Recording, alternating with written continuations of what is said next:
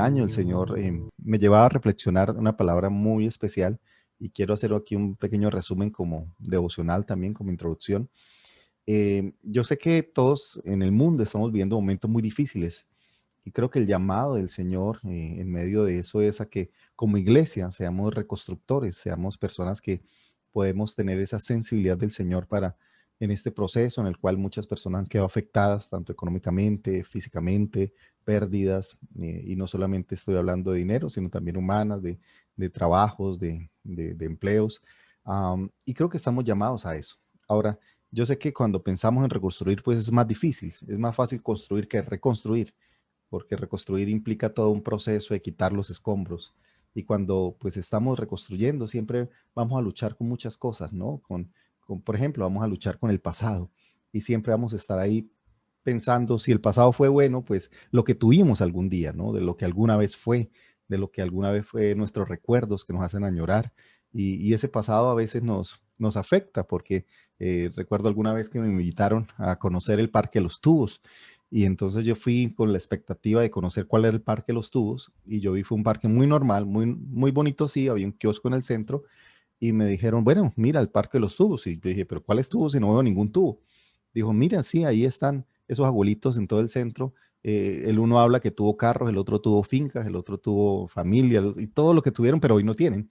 Y a veces parece que es lo mismo, ¿no? A veces reconstruir, pensamos en lo que algún día tuvimos y eso nos pasaba con la iglesia, ¿no? Ay, cuando nos reuníamos, cuando nos abrazábamos, cuando orábamos, cuando ayunábamos, cuando hacíamos. Y a veces esas cosas traen nostalgia y nos pueden afectar muchísimo. Entonces a veces el pasado bueno nos afecta de lo que ya no podemos hacer, pero también el pasado malo, ¿no? De las cosas que de pronto nos avergüenzan, de las cosas, de las fallas que nos equivocamos y a veces hay personas que quieren cambiar, pero como que el pasado los persigue, ¿no? Como que usted cómo va a cambiar si lo conocemos, usted es tramposo, usted hizo esto, usted le embarró, usted cometió semejante infracción. Y ese pasado a veces siempre va a generar en nosotros como un obstáculo para crecer, para avanzar, para ver lo que Dios quiere hacer en nuestra vida. También, de una u otra manera, nos afecta la oposición. Generalmente las personas no tienen problemas si seguimos mal, pero como cuando uno quiere cambiar la vida, cuando las personas quieren volver al Señor, siempre van a levantarse personas que van a estar en contra de eso, ¿no? Van a estar, por así decirlo, como incómodas, porque tú cambies, porque tu vida sea diferente, porque puedas desarrollar en tu vida la voluntad del Señor. Entonces uno ve que el tipo que era un borrachín, que era un mujeriego, como que todo el mundo lo tenía claro y no lo molestaban, simplemente lo identificaban. Pero una vez esa persona empieza a cambiar de vida, como que sus amigos empiezan a decirle, pero usted qué va a cambiar, pero qué le pasó, le hicieron un lavado cerebral y siempre se va a levantar personas que van a estar en contra de la obra del Señor. Otro elemento también que se lucha cuando se reconstruye es el desánimo, ¿no? De no ver resultados de una vez. Y a veces quisiéramos, como la hermanita que está orando, Señor, dame paciencia, pero ya. Y entonces queremos la inmediatez y queremos que las cosas se den de la noche a la mañana.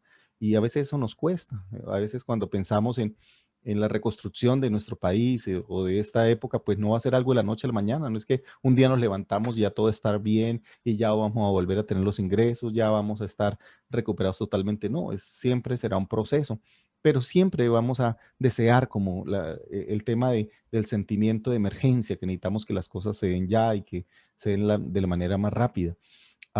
Y otra de las cosas que también siempre vamos a luchar con el tema del fracaso, ¿no? Por haberlo hecho mal, por habernos equivocado, por haber sentido que no hemos logrado lo que debimos haber hecho. Y a veces ese sentimiento de fracaso pues también nos va a afectar y nos va a sentir de una u otra manera impotentes o sentir que lo hicimos mal. Ahora, uno de los libros que me ha llamado la atención, y como le dije, este año fue un libro que Dios usó también para hablarme, es el libro de Nehemías, porque Nehemías se trata de eso, de reconstrucción, y déjeme dar solo en unos minutos algunas observaciones de este libro que me llaman la atención, porque este libro tiene que ver con eso, como Dios levanta a una persona para hacer todo un proceso de reconstrucción. Ahora, cuando pensamos en personas que Dios levanta, Dios usa, siempre mencionamos, no sé, grandes profetas, grandes ministros, grandes personas que fueron, por así decirlo, tenían todo un llamado especial, ¿no? Cuando uno piensa en algunos siervos de Dios, por ejemplo, como el caso de Moisés, no hubo algo que lo antecediera, no hubo como de una u otra manera una aparición de un ángel que le dijo a los padres que su hijo iba a ser especial. Y a veces creemos que las personas que Dios usa tienen una antesala, no sé, así como sobrenatural y casi como mística, ¿no? Y hubo la aparición, y hubo el ángel, y hubo la señal. Y uno ve que no, que realmente Dios usa personas dispuestas.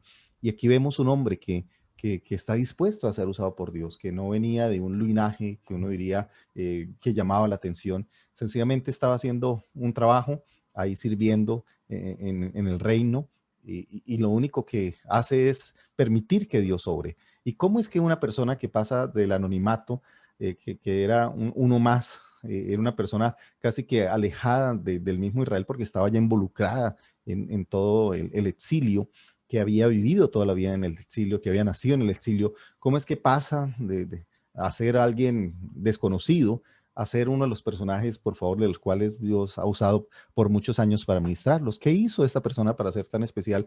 ¿Qué hizo para ser un instrumento de Dios de transformación? Y yo creo que es una palabra para nosotros, porque a veces nosotros nos sentimos como en el anonimato, como que nadie nos conoce, como que quién somos nosotros, o quién eres tú, o como dicen los argentinos, quién sos vos. Ok, y sentimos como que estamos ahí en el anonimato, que lo único que hacemos es trabajar para vivir y vivir para trabajar. Y eso era lo que hacía Nehemías. Nehemías tenía un buen trabajo, sí, pero eso era todo, era su vida. Pero, ¿qué pasó? ¿Cómo es que esa persona que estaba ahí un poco en el escondido pasa a ser protagonista? Y yo creo que es algo al cual nos invita también Nehemías, este libro, a ver cómo, así como Dios usó Nehemías y cómo Dios hizo un proceso de transformación y de restauración sobre Israel, pues creo que es ahí donde Dios también nos quiere usar para traer restauración, para traer transformación a nuestro contexto.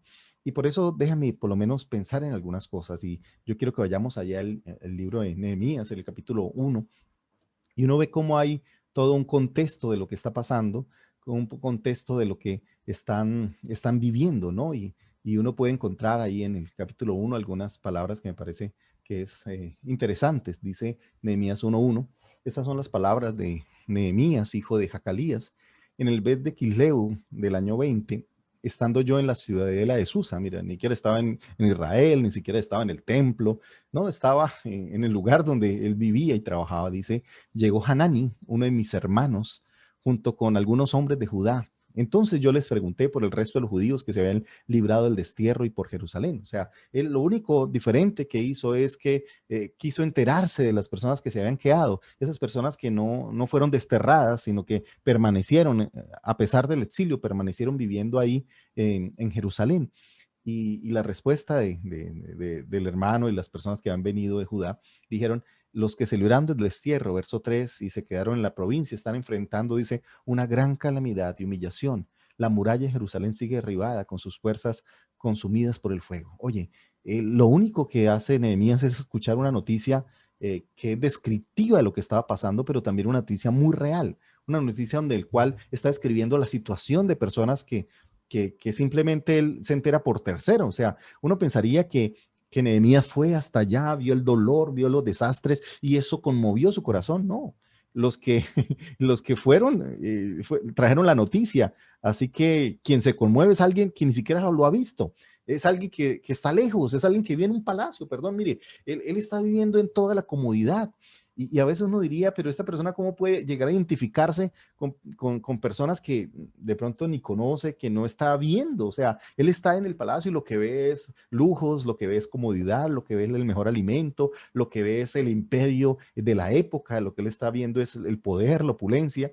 Y de pronto esta persona que está en ese curubito de bienestar, en ese curubito de protección, porque ¿quién se iba a meter con él? O sea, él no estaba en peligro, él no estaba en afrenta, él no estaba en humillación, él no estaba en calamidad, no le estaba en bendición, pero de pronto es tocado y dice la Biblia que empezó a sentirse, por así decirlo, compungido por eso. Por eso dice el verso 4, y esto me llama la atención muchísimo. Dice, al escuchar esto, todos diríamos, ay, qué pasar, qué lástima, ¿no?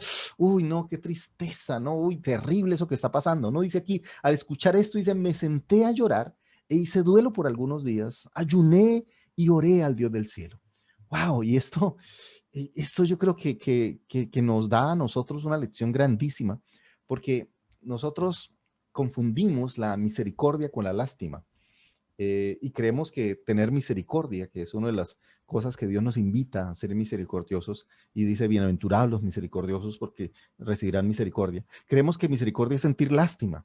Entonces nosotros vemos la noticia de que hay muertos, que hay personas que están pasando calamidades y lo único que sentimos es lástima. Ay, pobrecitos, ¿no? Terrible esa gente. Mire cuántos masacraron, cuántos han muerto, cuántas personas han perdido a un ser querido. Uy, terrible lo que está pasando en tal país, en tal nación. Y tal vez solo vemos las noticias, pero sencillamente, si estamos almorzando, seguimos almorzando, si estamos comiendo, seguimos comiendo, si estamos charlando con los amigos, seguimos charlando, si están tomando café, siguen tomando café, si están tomando mate, pues siguen tomando mate, que es aparte de eso delicioso, extraño el mate de Paraguay, pero y comparte ahí con los amigos, pero no más, o sea, no pasa absolutamente nada más. Y entonces uno dice, aquí este hombre no escucha la noticia y se queda así nomás. Mire, nosotros escuchamos malas noticias todos los días, pero no somos movidos, no somos conmovidos. Como que lo que pasa se vuelve parte del paisaje, como que es normal una vida de desastre, como es normal lo que está pasando, como que se nos vuelve normal la situación que está viviendo el mundo, como que sencillamente es algo que está y punto. Sí, en el mundo hay maldad, pero no nos conmueve y por eso, ¿qué hizo la diferencia? Es que es una persona, un Nehemías que no se quedó quieto, no dijo, ay, qué lástima, no, terrible, no, es que la situación es difícil, no, pobre gente, no, qué embarrada, no, sencillamente él se movió. Dice la Biblia que eso afectó su corazón y dice que empezó a ayunar y a orar.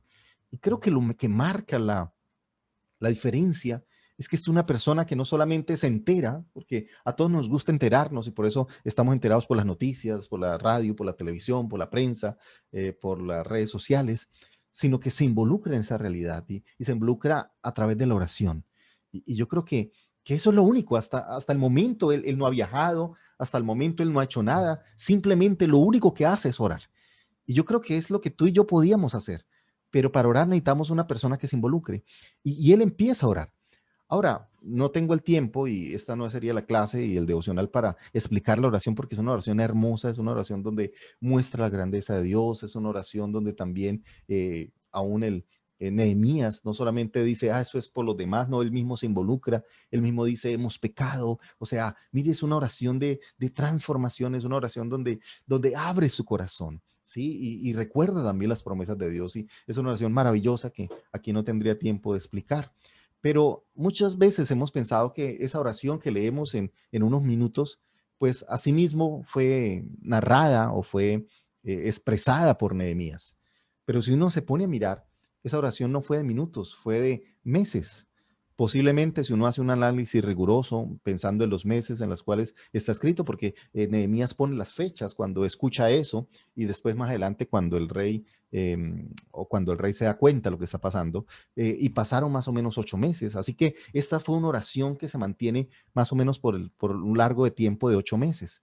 Y uno ve cómo este hombre, primero, no es una oración de 5 minutos, no es una oración de media hora, no, es una oración de ocho meses orando por su tierra, 8 meses sintiendo dolor por su tierra, 8 meses clamando a Dios por su tierra. Y a veces nosotros como que creemos que la oración se trata de simplemente respuestas inmediatas, como que yo ya oré hoy por el país y ya con esa oración ya este año fue un año maravilloso, ya es un año espectacular, lleno de la gloria, ya la unción y empezamos a declarar cosas que a veces ni siquiera tienen sentido, simplemente son frases populistas que la gente quiere escuchar. Pero aquí vemos una persona que está orando, que está clamando al Señor, que creo que este resumen de oraciones es lo que Dios ha estado también moviéndole en él, a entender que esto que está pasando es también parte del pecado, parte del alejamiento, está haciendo una descripción también de su realidad, del contexto en el cual están pasando. Así que me parece muy importante. Es más, en este libro, por lo menos 8 veces, nos dice que Nehemías acudió a la oración. Así que lo que marcó la diferencia de este Nehemías, que alguien que estaba en el anonimato, que estaba en un bienestar, es en primer lugar, es una persona que ora, es una persona que no es indiferente. Y en segundo lugar, es una persona que de una u otra manera pasa tiempo con Dios en la oración, que acude a la oración como respuesta. Que él dice, mira, yo no puedo viajar, no puedo salir, no puedo ir, no puedo mandar dinero, no puedo hacer nada más sino que orar. Así que decido orar y a veces nosotros hemos como subvalorado la oración.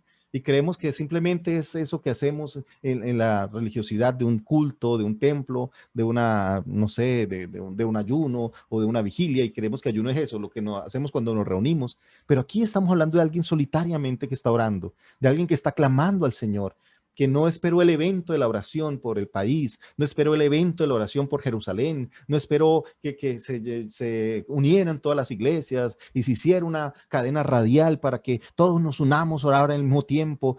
No está buscando el show mediático y de una otra manera populista, sino es alguien que en la soledad de su vida, en la soledad tal vez de su intimidad, que como dice el Señor, ora a tu Padre que está en lo secreto, y tu Padre que está ahí te ve en lo secreto, te recompensará en público. Entonces, no es una oración pública, no es la oración de un evento, no es la oración de un discurso, no es la oración de alguien que en lo secreto está buscando la dirección de Dios. Ahora, ¿qué pasa cuando oramos? Y yo creo que los primeros 8 capítulos o los primeros 7 capítulos del libro de Nehemías, el centro es la oración. Y es creo que el detonante, es lo que inicia todo el proceso de restauración. Entonces, debemos entender que la oración es más que algo que hacemos como un ritual cristiano. La oración es parte de esa búsqueda de la respuesta del Señor, entendiendo que separados de Él nada podemos hacer. Y entonces, uno puede ver en el capítulo 1 la oración, pero en el capítulo 2 los resultados de la oración, porque hay algunas cosas que llaman muchísimo la atención y me encanta cómo lo dice, porque cuando uno mira en el capítulo 2, perdón, verso 1, otra vez nos muestra otro mes. El primer mes era Kisleu y el segundo mes, el mes que menciona en Nehemías 2 es el mes de Nisan, y Nisan no es la camioneta o, bueno, chiste malo. Esto, si no estamos hablando de otro mes, y este mes obviamente nos está hablando de una persona que sigue en oración. ¿Y por qué sigue oración? Porque mire lo que dice ahí. Dice, un día en el mes de Nisan del año 20, el reinado de Artajerjes, al ofrecerle vino al rey, como él nunca antes me había visto triste, me preguntó, perdón, ¿por qué estás triste? No me parece que estés enfermo, así que debe haber algo que te está causando dolor. Y dice, y yo sentí mucho miedo. Ahora, mire lo interesante. Cuando uno mira el capítulo 1, dice la Biblia que empezó a llorar y a hacer duelo por algunos días. Pero cuando uno mira el capítulo 2, uno ve que el duelo y el dolor no le duró solo unos días, que habían pasado 8 meses y él seguía triste, tanto que ya no lo podía ocultar. Yo me imagino que la tristeza fue creciendo, que la tristeza no solamente fue de la oración. Hay gente que cuando ora y durante la oración entonces está triste, muestra su espiritualidad, muestra su dolor, hasta llora, y mientras está orando llora, pero termina la oración y como si nada. Es más, terminó el culto de oración y ya, hola, ¿cómo está? Y nos reímos, pero no somos cambiados. Así que el verdadero resultado o el resultado de una verdadera oración o una vida de oración es que Dios empieza primero a cambiar nuestro corazón. Y mira, era alguien que vivía al servicio del rey y él sabía que nadie podía llegar con tristeza al rey, porque si tú llegabas con tristeza podías morir. Si alguien le causaba tristeza al rey o un enojo, perdía la vida. Y por eso dice que tuvo miedo, porque él no, mire, la oración lo cambió tanto. O sea, recuerda, él no había visitado la región, él no había visto las personas arruinadas, no, él lo único que había hecho era orar. Pero la oración lo primero que hizo fue cambiarle aún su semblante. Tanto así que aunque lo quería ocultar, el rey se dio cuenta. Y esto de verdad que me llama la atención, porque a veces creemos que cuando oramos, el propósito de la oración es que Dios cambie las cosas de afuera. Es que Dios cambie nuestro país, es que Dios cambie al presidente, que Dios cambie a los gobernantes, es que Dios cambie a nuestra esposa o sencillamente que cambie a nuestros amigos, a nuestros hijos. Y realmente el primer propósito de la oración es que nosotros seamos cambiados. Entonces yo no oro para que Dios cambie, yo no oro para que las circunstancias cambien, yo oro para que Dios me cambie. Recuerden, recuerden la oración de Jesús allí en el Monte de los Olivos o Getsemaní. ¿Y cuál es la oración de Jesús? Padre, si es posible, cambie, pasa de mí esta copa, perdón, pero que no se haga mi voluntad, sino la tuya. Y al final, ¿qué voluntad fue la que venció? La voluntad del Señor, del Padre. Entonces, ¿qué es la oración? La oración no es cómo convenzo a Dios de mi voluntad. La oración realmente se trata de cómo Dios transforma mi voluntad y la sujeta a su voluntad. Esa es la oración. El propósito de la oración no es cambiar a Dios, es que Dios me cambie a mí. Por eso yo puedo ver, hay una carta hermosísima del apóstol Pablo que justamente nos enseña sobre la oración y nos dice eso, ¿no? La oración es primero para conocer la voluntad de Dios. Segundo, yo oro para aceptar esa voluntad de Dios. Y la tercera, yo oro para que Dios me ayude a obedecer. Así que, ¿qué era lo que estaba orando Jesús? Era, Señor, ayúdame a obedecer tu voluntad. Jesús ya conocía la voluntad del Padre. El tema era obedecerla. Y por eso dice que su sudor era como gotas de sangre, porque el que estaba haciendo ahí, humillándose, humillando su vida para poder obedecer al Señor. Y yo creo que ese es el primer elemento cuando pensamos en lo que está pasando en nuestras naciones, lo que está pasando en el mundo. Dios espera que hayan personas que oren, pero que oren permitiendo que Dios les transforme, porque la transformación no empieza desde afuera hacia adentro, sino en nosotros. Esas personas que están orando son las que Dios va a empezar a transformar. Esas personas que están orando son las que Dios va a empezar a usar, que Dios va a empezar a levantar. Y por eso con los primeros que Dios quiere trabajar es con nosotros. Así que antes que cambie el mundo, Dios quiere empezar a cambiar su iglesia, a ti y a mí, a nosotros es que Dios quiere cambiarnos. Y solo podrá cambiarnos cuando nos disponemos en oración a buscar su presencia. Ahora, otro de los elementos, entonces el primer elemento es que Dios me cambia. Y cuando Dios me cambia, no solo cambia mi corazón, sino que también cambia los corazones duros. Miren, y aquí hay algo que me llama la atención porque recuerden que Nehemías apenas se enteró de que el rey sabía o lo vio por así decirlo triste. Él dice que tuvo temor en su corazón y él esperaría el juicio del rey, él esperaría la muerte del rey. Recuerdan, estos reyes eran déspotas, eran orgullosos. O sea, si uno tiene presidentes orgullosos, ahora imagínate un rey que eran plenipotenciarios, unos reyes que se creían casi que dioses o semidioses. Entonces todo el mundo le generaba veneración y esta persona pues no tenía que rendir pleitesía. Pero uno ve cómo la respuesta del rey lo sorprendió a Nehemías, porque la respuesta del rey al preguntar por qué está triste y él contarle y ser sincero y decirle, mira, es que tengo dolor por esto y esto y esto, la respuesta de Nehemías, la respuesta del rey a Nehemías fue algo sorprendente. Porque como te dije, lo que pudo haber dicho el rey es, a mí qué me importa, sí, si quiere váyase con ellos. O sea, lo pudo haber matado en ese momento. O sea, esa era como la respuesta lógica. Pero no, la respuesta que uno encuentra aquí es maravillosa. Y estoy leyendo aquí la NBI y dice básicamente que el rey le dice es, ¿qué quieres que haga? ¡Wow! Por favor, ¿cómo es que un rey está, por así decirlo, rendido ante un simple copero? Y le está diciendo, mande, diga qué quiere que haga. Por favor, eso es, yo sé que nosotros lo leemos tan rápido que sentimos que, ay, tan chévere, ¿no? Y el rey tan generoso. No, eso era algo impensado. Por favor, o sea, ¿cómo es que el rey va a poner todo su reino y todo su poder al servicio de un simple copero, por Dios? Entonces, tanto que no solo le pone su reino, sino sus recursos también. Es más, le pide cartas y se las da. O sea, por favor, mire, yo sé que tal vez nosotros no entendemos porque nosotros no vivimos la realeza y nosotros somos muy folclóricos o tenemos desparpajo, ¿no? A hablar de nuestros gobernantes, pues porque no les tenemos a veces ningún respeto, hablamos mal de ellos sin ningún problema y hacemos hasta bromas de ellos. Pero en esa cultura el rey era una persona demasiado, demasiado respetada, al punto que esto, cuando lo lee un judío, queda pasmado. Tanto que cuando el pueblo se enteró, los israelitas que estaban allá se enteraron, wow, eso les movió a ellos el alma. Porque ¿cómo es posible que Dios cambie ese corazón del rey tan endurecido? ¿Ustedes recuerdan al faraón? ¿Recuerdan al faraón cuando Moisés llegó? Moisés, que fue enviado por Dios con milagros y todo. ¿Recuerda lo de la serpiente? Que tiró al piso una suegra, perdón, una serpiente y se convirtió en una vara, perdón, y se convirtió en serpiente y después cogió la serpiente y volvió a convertir. O sea, aún viendo los milagros y qué decía qué decía el rey, que el rey decía que sencillamente no lo iba a dejar ir. ¿Por qué? Porque él es el rey y el que manda. Ok, ¿el pastor Hugo levantó la mano? ¿Tienen alguna pregunta? ¿O es simplemente... No, no, pastor, no. Ah, Pueden ok, seguir, ok, mi disculpe, pastor. disculpe. Tranquilo, mi pastor. Y entonces uno podría pensar en que eso era tan fácil pedirle y sin ningún problema.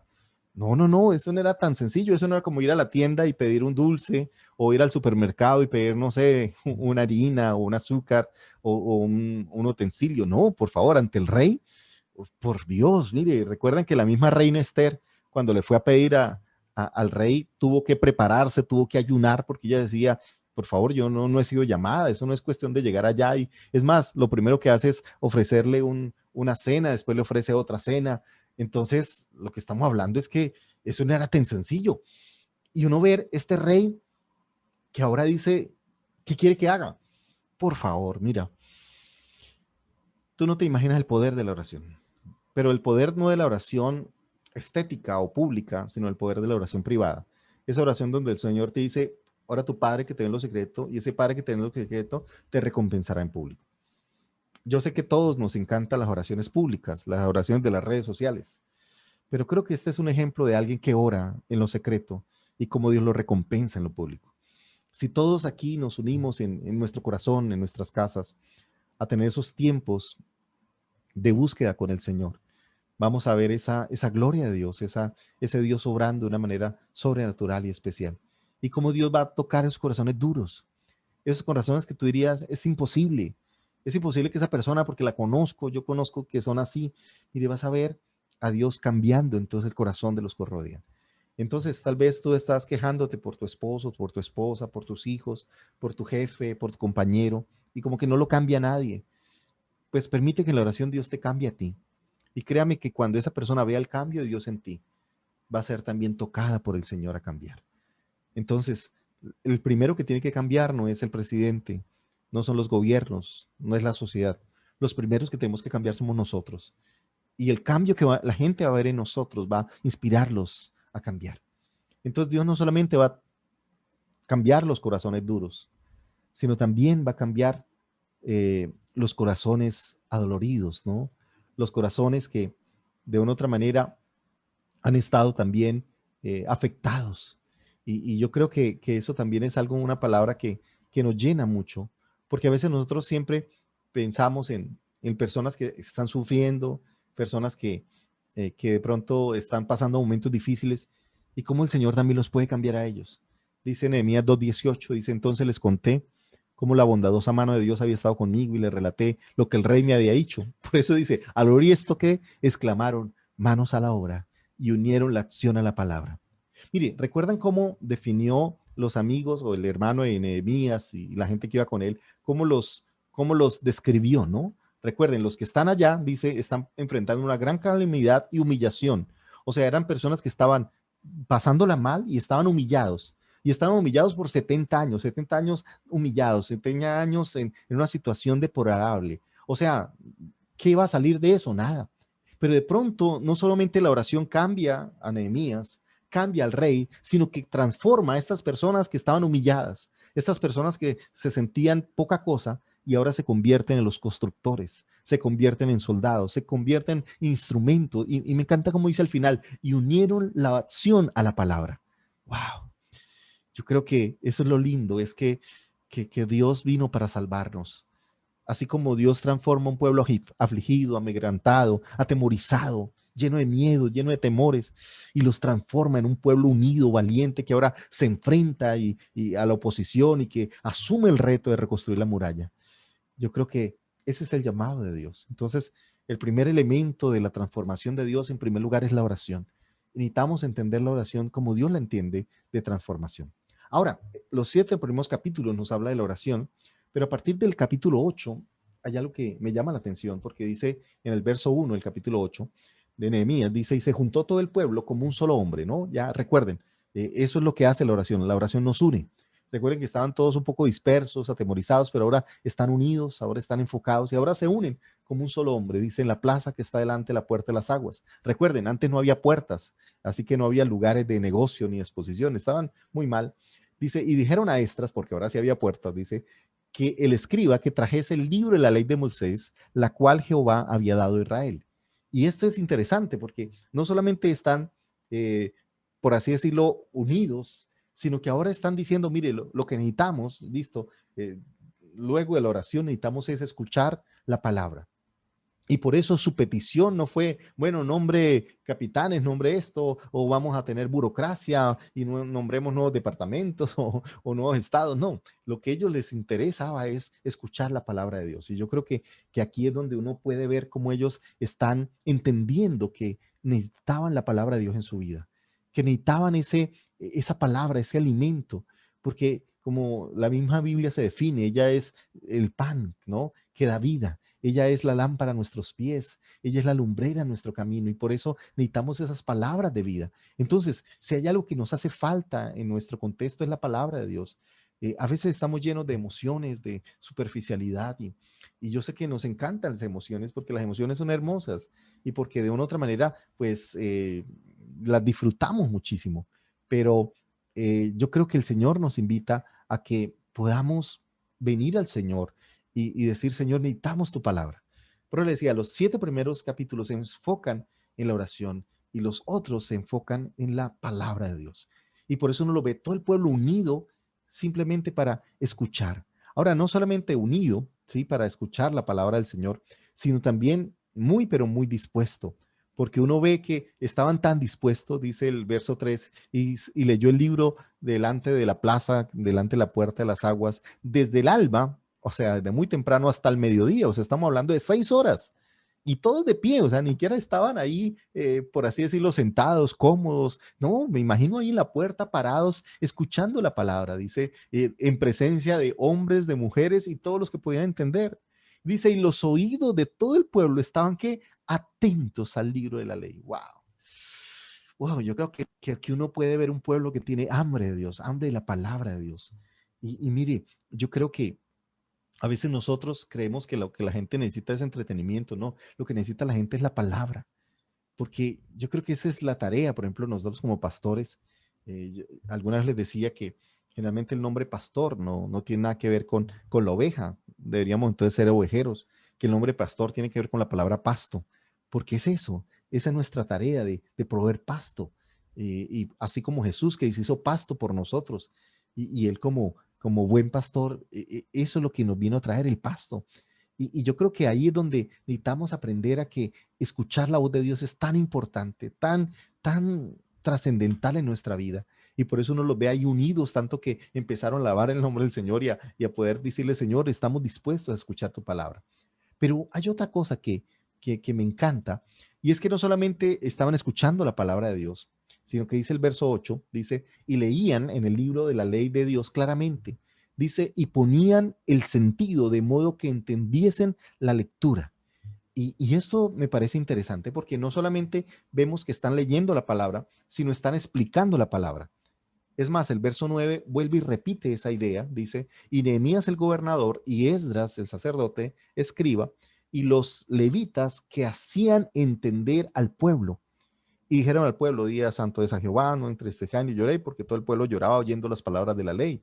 Pero, y mire lo que dice, por ejemplo, el verso 10, ¿no? Dice, bueno, dice, bueno, el verso 12, por ejemplo, perdón, dice, y todo el pueblo se fue a comer y a beber y a obsequiar porciones y a gozar de grande alegría. Dice, ¿por qué? Porque habían entendido las palabras que se les había enseñado. Mire, a veces nosotros, sí, nos encanta leer y de una u otra manera promovemos mucho la lectura de la Biblia y eso está bien. Y hay personas que toman la meta de leer toda la Biblia en un año y me parece chévere, es una tarea muy bonita. Pero yo quiero animarles más que la cantidad, es la calidad de la lectura. Porque cuando se lee con tanta cantidad hay poco entendimiento. O sea, como que yo leo y leo, pero a veces ni entiendo lo que estoy leyendo. Y ese es el gran problema. Hay muchas personas que leen la Biblia, pero muy poco entienden. Algunos versículos tratan de entender y Dios por su soberanía, pues por su soberanía, perdón, pues no sé, les explica, les abre el entendimiento y pueden percibir algo, pero a veces es muy poquito. Y eso pasó con el pueblo. El pueblo estaba ahí, pero no entendía, al punto que tuvieron que explicarle. Ahora uno diría, pero ¿cómo así que les explicaron si ellos eran judíos? Si sabían el hebreo, o sea, el tema no era de idioma. Recuerda que les está hablando a los que se quedaron en Jerusalén. Así que alguien escuché una predicación que decía que era que a ellos se les había olvidado el hebreo. Por favor, eso no tiene sentido. En primer lugar, porque ellos no eran de los que estaban en el exilio, recuerdan, eran los que se habían quedado. Así que Eso de pronto sería real a los que se fueron, que ya se les olvidó el idioma original. Pero uno ve que hebreo siempre se habló. Es más, yo sé, se unió mucho con el arameo, que era el idioma más regional, pero uno ve que el hebreo, por ejemplo, existe hasta el día de hoy. Hoy todavía existe algo que se llama el hebreo moderno. En algunas cosas es muy diferente al hebreo original, pero igual se mantiene. Es una lengua que todavía está viva. No es como el griego, que el griego pues ya nadie habla griego.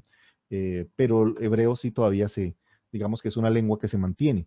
Entonces, que a mí me digan que es que el hebreo se había olvidado, no tiene sentido, ¿ok? No.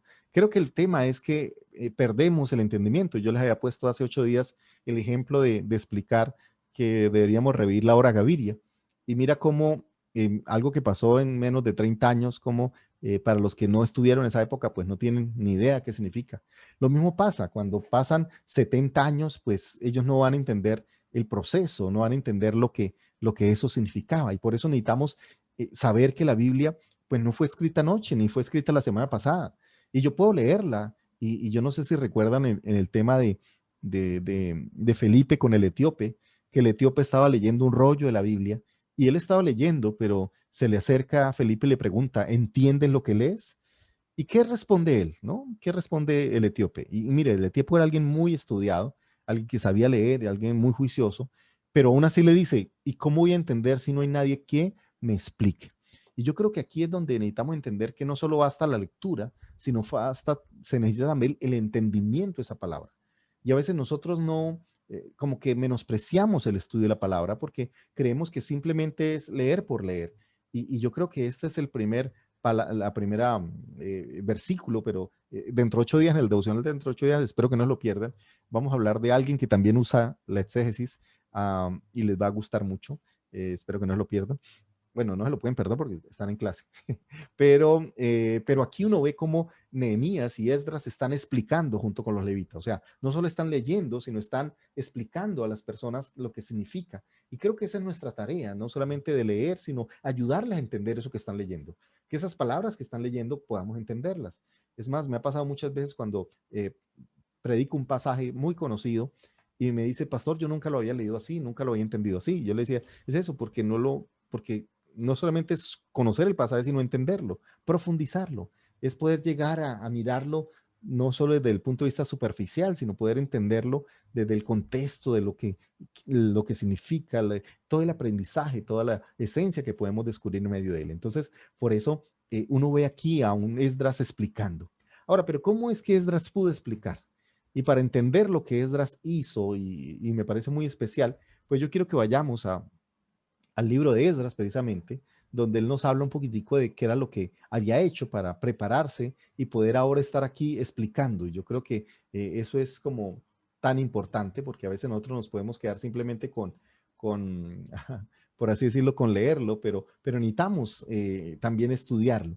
Y si podemos ir a Esdras capítulo 7, el verso 10, yo creo que esta es los 4 aspectos fundamentales de la hermenéutica, ¿no? Yo creo que si hay algo que nos deja claro, y mira que no, este no es un curso que uno trae de ninguna otra parte, la misma palabra nos enseña cómo es que uno puede llegar a entender la palabra, pues en Esdras capítulo 7, 10 nos dice qué es una buena hermenéutica. Y creo que aquí es donde la tiene muy o más que clara. Y dice que Esdras pudo explicar, y empieza con la palabra porque, dice, porque Esdras había primero preparado su corazón. Y yo creo que así empieza una buena hermenéutica. Una buena hermenéutica empieza cuando uno prepara el corazón. Sabes, a veces creemos que el tema es leer la Biblia y yo creo que la primera cosa que debemos orar es en nuestro corazón. No sé si recuerdan la parábola de los 4 terrenos o la del sembrador, donde dice la Biblia que el sembrador echó la semilla y aunque la semilla era igual y aunque la semilla fue regada en toda la tierra, no dio el mismo fruto. ¿Y qué hizo la diferencia? No la semilla. Toda la semilla era buena. Y a todos les cayó semilla. El problema no era la semilla, el problema estaba en dónde, en el terreno. Entonces, de nada sirve que la semilla caiga en mi vida, de nada sirve que yo lea la palabra, de nada sirve que yo de una u otra manera disponga un tiempo a leerla. Primero tengo que orar para que Dios prepare mi corazón, para que Dios labre mi corazón. Porque si está endurecido, pues esa palabra no va a penetrar, digo, de una otra manera no va a germinar. Entonces, porque es como la que cayó en el camino, mi corazón está tan endurecido que ya la palabra no penetra. Eh, por eso alguien decía que más importante que una buena comida es tener un buen apetito. Y me pasó alguna vez cuando era muy jovencito, que yo era muy flaquito, pero muy flaquito. Y me encantaba comer. Uy, por favor, yo podía vivir comiendo todo el día sin ningún problema. Hoy en día yo veo comer y ya me engordo, pero en esa época sí comía muchísimo y me encantaba la comida. Y estaba estudiando justamente en la universidad y teología y tenía los fines de semana pasaba por un lugar que es un lugar en Medellín que en esa época no sé si existirá todavía, que era tipo buffet, pero era muy delicioso. El tema es que era muy caro, pero tenían toda la comida de todos los sabores, de todos los gustos, de todas las regiones del mundo. Era una comida internacional, así que había platos de lo que tú quisieras. Espectacular. El tema es que hasta el vaso de agua era costoso, pero era una cosa maravillosa. Y yo pasaba por ahí porque cuando de vez en cuando pasaba por ese lugar y yo simplemente me quedaba mirando porque tenía digamos que las paredes eran en vidrio, así que tú puedas mirar hacia adentro. Y yo solo me saboreaba, mi sueño era, porque mi sueldo pues no alcanzaba, pues mejor dicho, yo no ganaba nada, era estudiante, así que sobrevivía nada más. Así que lo que a mí me alcanzaba era para comer lo básico. Y entonces yo pasaba por ahí y mi sueño era, Señor, yo quisiera que algún día alguien me dijera, Obed, come todo lo que quieras, que yo se lo pago. O algún día tener la plata para pagarlo todo, pero en ese tiempo pues yo decía, no, por lo menos que alguien me invite y pueda comer lo que sea. Y déjenme decirles que ese día llegó. Alguien me dijo, Obed, quiero invitarlo a comer y justo era ahí, estábamos enfrente, dijo, y pida todo lo que quiera, que no importa lo que valga, yo lo pago. Y ese día, que pudo haber sido el día más feliz de mi vida, fue el día más triste, porque justico acaba de almorzar. Y cuando uno acaba de almorzar, pues, ¿qué puede comer? Nada. Así que lo único que pude comer fue como 2 o 3 postres y no más, pero fue un dolor tan grande, porque ya qué podía hacer, o sea, ya qué podía comer, ya no me cabía nada. Y fue triste y no me podía llevarlo porque íbamos para una reunión, así que entonces debía orar más completo. Señor, que me inviten, pero eh, que tenga el apetito suficiente. O como cuando uno puede comer, pero está enfermo, ¿no? Y esa es parte de la vida, ¿no? Yo recuerdo cuando era niño, yo soñaba con comer de todo y recuerdo que a mí me daban, por ejemplo, cuando en la casa mi papá compraba que eso era una vez al año o no sé, cada vez que pasaba el cometa Halley o no sé qué, era un evento extraordinario, que mi papá llevara una latica pequeñita de leche condensada, no sé si la recuerdan, una cosita así chiquita. Y recuerdo que en esa época, uy, para mí eso era el cielo. Yo veía eso y se me hacía agua la boca. Y claro, siempre era para alguna comida especial o algo. ¿Y yo qué esperaba? El tarrito. Era eso. A mí no que me iban a dar el tarrito para mí. Entonces yo esperaba que mi mamá terminara de echarla y yo me quedaba con el tarrito. Y ese tarrito yo como sea metía mis deditos allá para sacar todo lo que más podía. Cuando lograba que no podía sacar más, entonces uno cogía, en esa época no había latas, tocaba era coger un cuchillo y una piedra. Eso era lo más peligroso, pero uno lo hacía. Y uno ahí tratando de abrirla y uno ahí iba, no sé cuánto hicieron eso mismo, que uno le pasaba el dedito por donde podía, uno chupaba esa leche condensada rosada, porque estaba revuelta de sangre también, se había uno cortado, el que no se cortó chupando eso es terrible, pero uno disfrutaba, es una cosa impresionante hasta lo más mínimo. Recuerdo que en esa época vendían también los helados de palito y lo hacían de palo natural, entonces uno chupaba eso que hasta el final terminaba la boca amarga porque los palos de tanto chupar pues botaban un amargo, pero uno era feliz, o sea, uno no desperdiciaba absolutamente nada. Así que en esa época valoraba la comida y hoy en día que puedo comprar cualquier comida, que tengo la plata para comprar lo que sea, entonces ya no puedo. Entonces ya me toca, ya todo me vuelve un pecado, ya si voy a comer un postre ya no puedo, porque Dios mío, ya no sé para dónde más engordar. Entonces es la paradoja de la vida, ¿no? Cuando uno podía comer de todo, no tenía, y ahora, ahora que puedo comprar lo que sea, pues ya no. Ok, entonces, pero ¿cuántos tengo que de edad o que de años? No, yo todavía estoy joven, pero quiero decir es que ya uno empieza a cuidarse con el tema de la alimentación porque no todo me cae bien. Pero digo que siempre es la paradoja de la vida. Ok, ¿y a dónde digo que me hicieron perder? Entonces, primero preparar el corazón. Años, bueno, acabé de cumplir el viernes 45 años, los primeros 25 de la vida. Entonces, pero bueno, gloria al Señor, porque, bueno, poco a poco vamos avanzando en este proceso. Ok, así que, pero le damos gracias a Dios que, como digo, de niño uno tenía sueños y no tenía cómo, hoy en día uno tiene cómo, y tal vez ya empieza a uno a restringirse en muchas cosas. Ahora, entonces, en primer lugar dice, preparó su corazón. El segundo lugar dice, no solo preparó, dice para inquirir, y esa palabra inquirir significa eso, investigar, estudiar, escudriñar, indagar, y es eso, es importante estudiar la palabra y profundizar en ella, y no solamente estudiarla, dice obedecerla, porque nada me sirve estudiarla si no obedezco. Y ahí sí, cuando lo obedezca, dice, y para enseñar en Israel sus estatutos y decretos. Y yo creo que esos 4 pasos son importantes, preparar el corazón, estudiar, investigar, tercero, a obedecerla y por último enseñarla. 4 elementos fundamentales.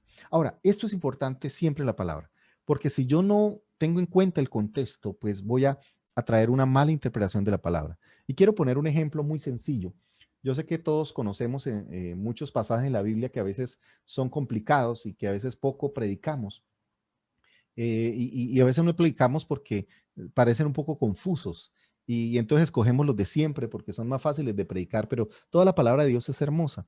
Y quiero, algunos que han hecho este curso conmigo han visto, porque este va con más contenido que antes, pero permítales compartir un pasaje de la Biblia que tal vez se vuelve difícil de interpretar o se vuelve difícil eh, de a veces de entender. Y permítame aquí mirar un pasaje que yo sé que todos lo conocemos, que está en 1 Corintios capítulo 11, 1 Corintios 11. Y mire lo que dice acá, y es un pasaje un poco complejo, pero permítame hacer simplemente con él un ejemplo. Dice, pero toda mujer que ora o profetiza con la cabeza descubierta, afrenta su cabeza, porque lo mismo es que si hubiese, porque lo mismo es que si se hubiese rapado, porque si la mujer no se cubre, que se corte también el cabello. Y si le es vergonzoso a la mujer cortarse el cabello o raparse, pues que se cubra. Porque el varón, dice, no debe cubrirse la cabeza, pues imagen y gloria de Dios, pero la mujer es gloria del varón.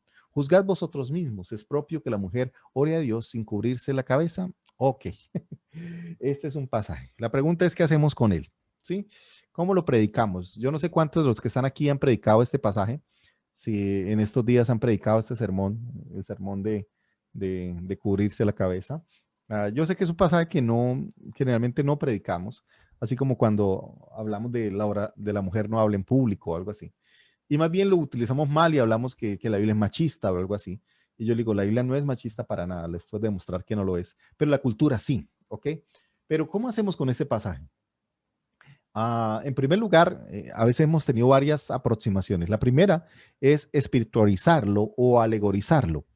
¿Qué es alegoría? Es algo que se acude muchísimo, muchísimo el tema de la alegoría, que es tomar cosas, por así decirlo, y darles otro sentido o darles otra aplicación o darles una aplicación espiritual.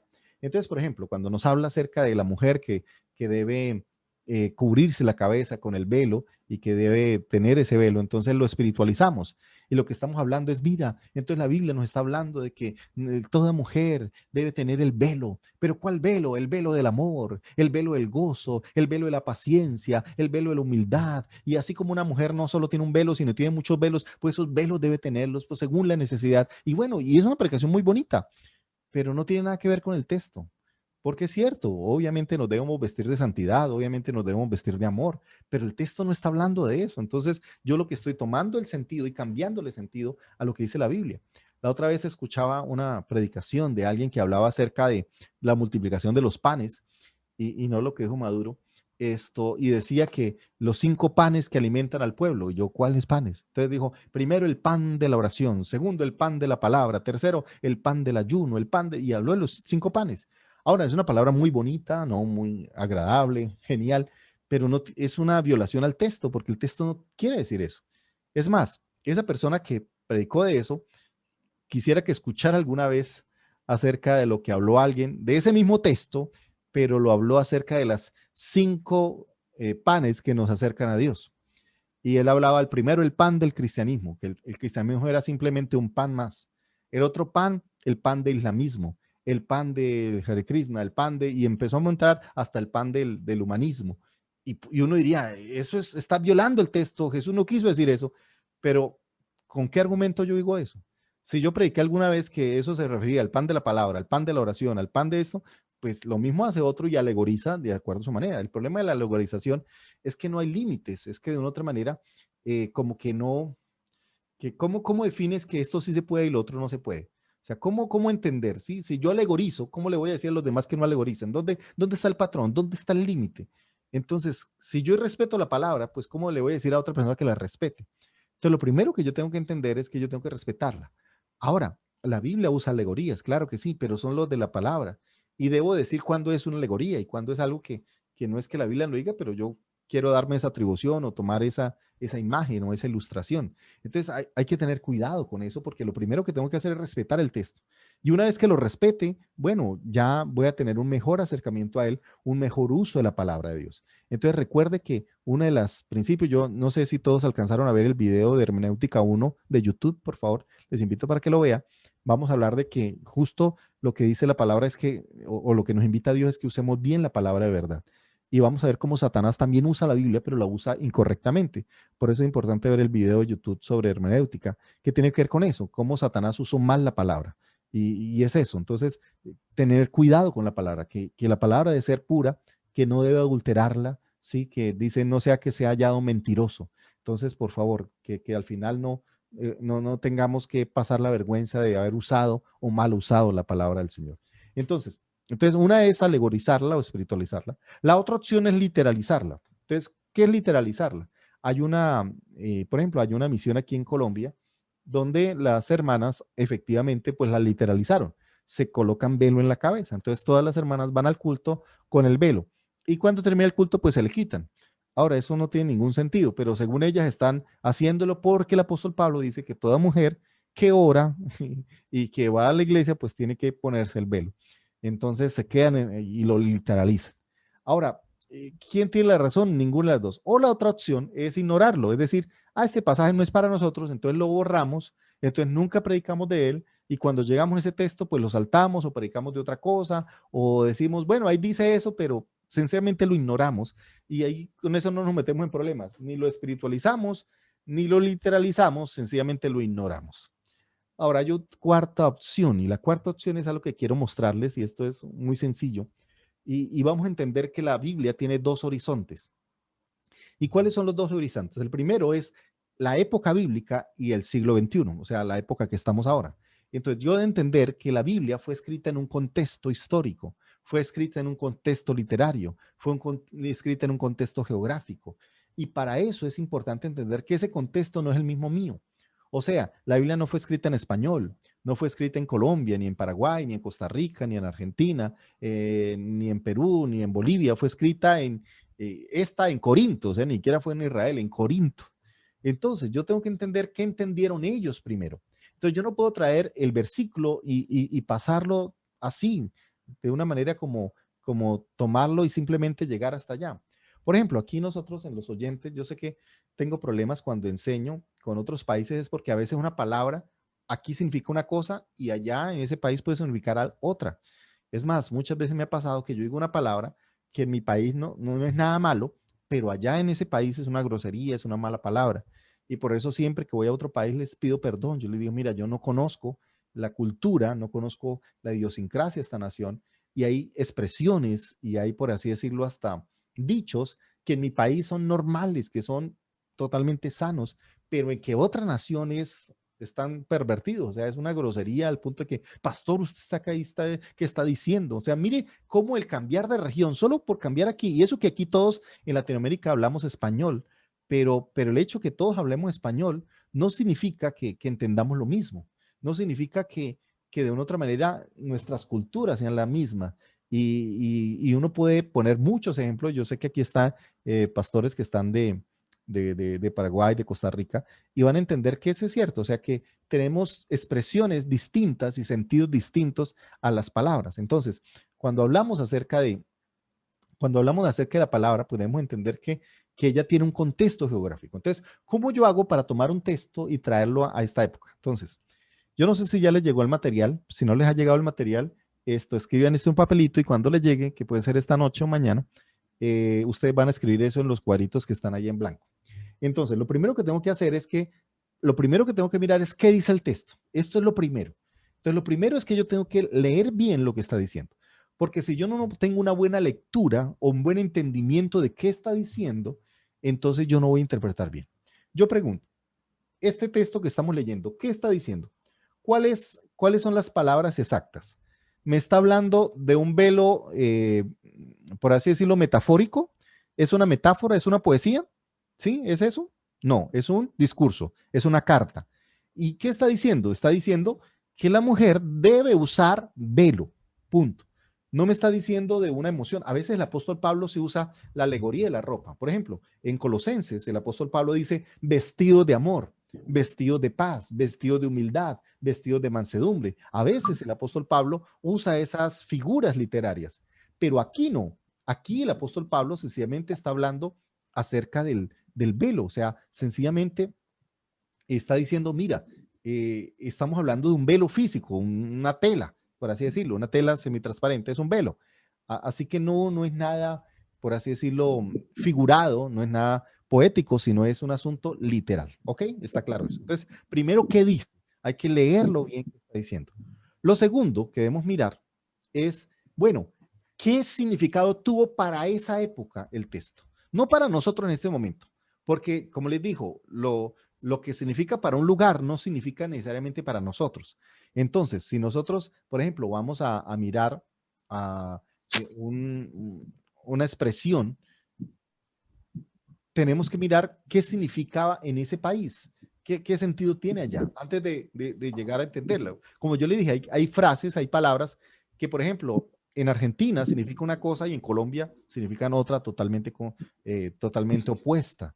Entonces, y eso sin hablar de otro idioma, ¿no? Hablar de, por ejemplo, de Brasil o hablar de Estados Unidos, donde ya estamos hablando de otros idiomas. Entonces, lo primero que tenemos que mirar es, bueno, ¿qué significa el texto en esa cultura? ¿Qué significa el texto en ese contexto? ¿Qué significa el texto en ese momento? ¿Qué está significando el texto? Eso es muy, pero muy importante. ¿Ok? Entonces, primero, ¿qué significado tuvo? Ahora, cuando uno lee este texto, ¿qué significaba el velo en la cultura oriental, allá en Corinto y en esa región? ¿Qué significaba el velo? Significaba la pureza, significaba algo que en nuestra cultura pues no significa. ¿Cuántas mujeres que están aquí tienen velo? No, veo a ninguna con velo, porque nosotros no tenemos el velo como ellos lo entendían. Para una mujer, la desnudez estaba casi que en la cabeza. O sea, una mujer que descubría su cabeza era una ramera, era una prostituta, era una mujer que, porque estaba casi que mostrando algo que era muy privado. Por eso las mujeres son tapadas y su cabello jamás se muestra, porque solo se le mostraba al marido, solo se mostraba a su esposo. Por eso una mujer que descubría su cabeza era una ramera, así de sencillo. Entonces, ahora, ¿eso significa para nosotros? No, para nosotros no significa eso. Eso significa para la cultura.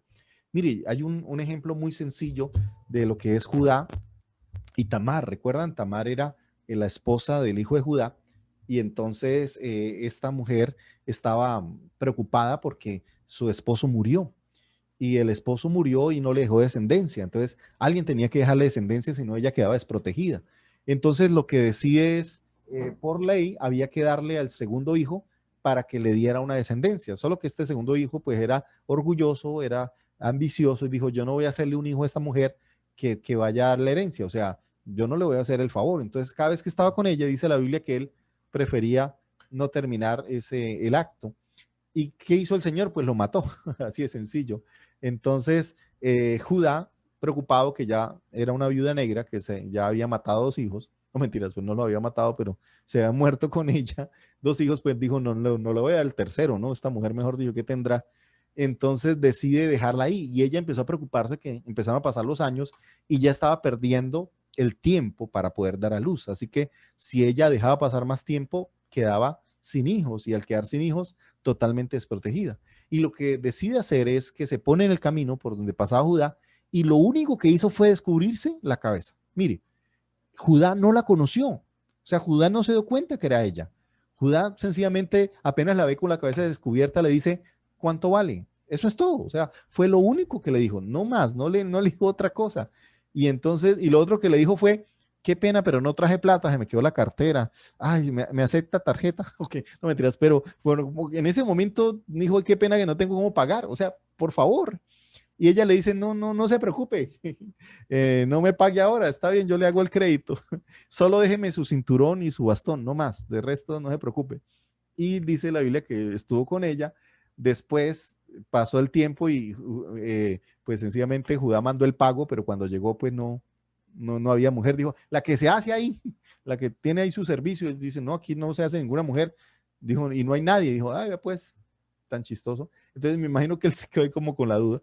Lo cierto es que tiempo después aparece esta mujer embarazada y claro, el escándalo, entonces ella había violado su pureza, bueno, imagínate todo lo que se presentó.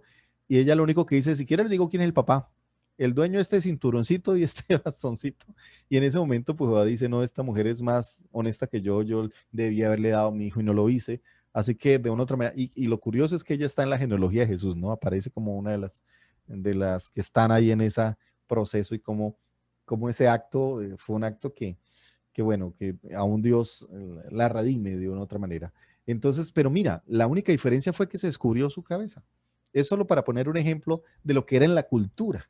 Entonces, ¿qué pasó? ¿Por qué el apóstol Pablo le está diciendo a las mujeres que en la reunión o en el culto, en el templo, en la sinagoga, se cubren la cabeza? Porque el templo o los espacios de reunión es como ahora. Recuerden, la cultura era machista. Entonces, los hombres jamás se sentaban con las mujeres, jamás.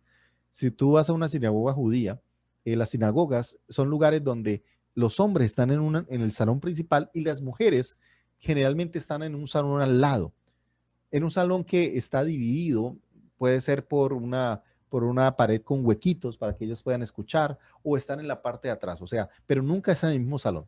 Por eso algunas mujeres se aburrían de estar solas, entonces ellas simplemente acompañaban al esposo y por eso cuando Pablo dice la mujer calla en la congregación, no es que no pueda hablar, no, es que las mujeres como estaban eran en el salón de al lado, se ponían a cotorrear y no escuchaban la palabra. Y por eso dice, aprenda en silencio. O sea, le está diciendo, estás ahí, más bien escucha la palabra para que tú después puedas enseñarla o puedas predicarla. Entonces no es que Pablo esté en contra del ministerio de las mujeres, eso no tiene nada que ver con eso. Tú ves muchas mujeres usadas por Dios en la Biblia. El tema no es ese, el tema es que en la cultura las mujeres se ponían a hablar durante la reunión y en vez de estar prestando atención, claro, se aburrían porque no veían a nadie hablando, o sea, ellas sí solo tenían que quedarse en la pared escuchando.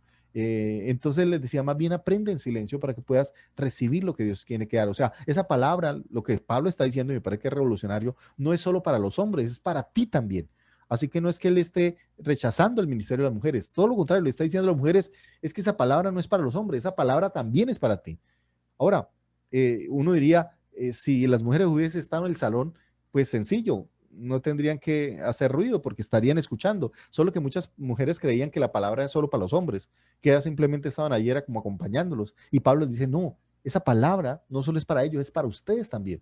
Tanto que él alguna vez predica que en el reino de Dios no hay ni mujer, ni hombre, ni judío, ni griego, ni esclavo, ni libre. O sea, para el Señor todos somos valiosos. Entonces, por eso, si yo saco fuera del contexto cultural, voy a entender totalmente tergiversado el mensaje del apóstol Pablo. Entonces, no es que el apóstol Pablo esté en contra de las mujeres más. Nuestra misión cuadrangular la inició una mujer, Amy Semple Matherson. ¿Cuántas mujeres Dios no está levantando, sigue levantando y son ministras de Dios usadas por el Señor? Entonces, como le digo, otra vez, si yo saco un texto de contexto, pues voy a tener una mala interpretación. Entonces, ¿qué es lo que significaba el texto? Ahora, ¿por qué? Ahora la otra pregunta es, ¿por qué las mujeres se quitaban el velo? Sencillo, porque resulta que cuando las mujeres están con las mujeres o entre mujeres, entonces ahí sí se quitan el velo. Digamos que tienen más confianza. Eso es como cuando entra al baño, están más tranquilas porque están entre mujeres. Y las mujeres, pues entre mujeres, pues, y eso le pasó a un amigo que estaba justo de misionero en Medio Oriente. Y por ejemplo, ellas comen es en un lugar solo de mujeres. Y mientras comen, pues ninguna tiene el velo. Él no entendía muchas cosas y entró por accidente a la cocina y estaban las mujeres sentadas sin el velo y apenas lo vieron a él, lo que hicieron fue automático, gritar y cogieron la falda y se la pusieron en la cabeza o el vestido, se taparon, ahora se destaparon lo demás, pero para ella era más importante taparse la cabeza en ese momento, el rostro. Entonces, lo que ven es la cultura, la cultura. Hoy una mujer preferiría, o sea, si está destapada la cabeza, pues no importa, lo importante es tener su cuerpo tapado. Entonces, lo que pasaba es que estas mujeres se iban a la iglesia. En este caso, en unos casos era que podían hablar y por eso el Pablo les dice que se callen. En este caso era que se destapaban y se quedaban así porque estaban entre mujeres. Recuerda, era un espacio de solo mujeres. Los hombres estaban en el otro salón. Y por eso el apóstol Pablo le dice, no, ustedes deben estar tapadas. ¿Por qué? Porque eso es el respeto que deben tener a su esposo, tienen que el respeto que le deben tener hacia Dios, el respeto que deben tener hacia el lugar. Entonces, por eso el apóstol Pablo le está invitando a que mantengan esa, por así decirlo, esa reverencia. Ahora, yo pregunto, ¿es importante hoy hablar del velo en la iglesia? O sea, ¿es algo que es necesario, digamos, que tener el velo físico? Pues no, no tenemos esa misma norma. O sea, no puedo decirle a las mujeres que tienen que tener el velo en la iglesia o cada vez que van al culto. Primero, porque el velo no significa lo mismo para nosotros. Entonces, ¿qué hago yo con ese texto? Ya entendimos qué significaba para ellos. Entonces, lo siguiente que viene es que debo que mirar algo que se llama el principio transferible. O sea, las normas cambian, pero los principios no. Las normas cambian, por ejemplo, regionalmente, las normas cambian culturalmente, las normas cambian por época, pero los principios no. Voy a poner un ejemplo sencillo en Colombia. En Colombia tenemos algo que se llama el pico y placa. ¿Qué es eso? Que como hay tanto vehículo y las vías están tan, ¿cómo era yo?, tan congestionadas, entonces se hace que tú por un día a la semana o por 2 días a la semana no puedas sacar tu auto porque no hay vías para tanto auto. Entonces, eso se llama el pico y placa. Ahora, en cada ciudad es diferente. Por ejemplo, en mi ciudad, aquí en Bucaramanga, mi pico y placa son los viernes. Los viernes yo no puedo sacar el vehículo de 6 de la mañana a 6 de la tarde. Esa es la norma en Bucaramanga. Pero si yo voy a Bogotá, que es la capital, allá también hay pico y placa, solo que es distinto, es diferente. Si voy a Medellín es diferente, las horas son diferentes, los días son diferentes. Entonces yo no puedo llevar la norma de Bucaramanga y decir, llego a Bogotá y decir, no, como en Bucaramanga esta es la norma, yo soy bumangués. No, yo tengo que llegar a Bogotá y preguntar cómo aplica en esta ciudad. O sea, yo no puedo traer la norma de Bucaramanga y llevarla a Bogotá porque son dos ciudades diferentes, con contextos diferentes, con culturas diferentes y en circunstancias distintas con alcaldes diferentes. Entonces, yo lo que traigo es el principio. El mismo principio de Bucaramanga está en Bogotá, solo que la norma es diferente. Entonces, lo mismo pasa acá. Las normas son distintas, pero el principio sí es transcultural, o sea, el principio sí trasciende la cultura, la época, el país, la nación. Y por eso lo que debo traer es el principio, que ese sí es aplicable. Entonces, si yo, si yo miro este texto, yo no me puedo traer la norma del velo porque ese no aplica acá, o sea, no tenemos ese concepto de velo en nuestra época. Pero ¿qué sí me puedo traer? El principio.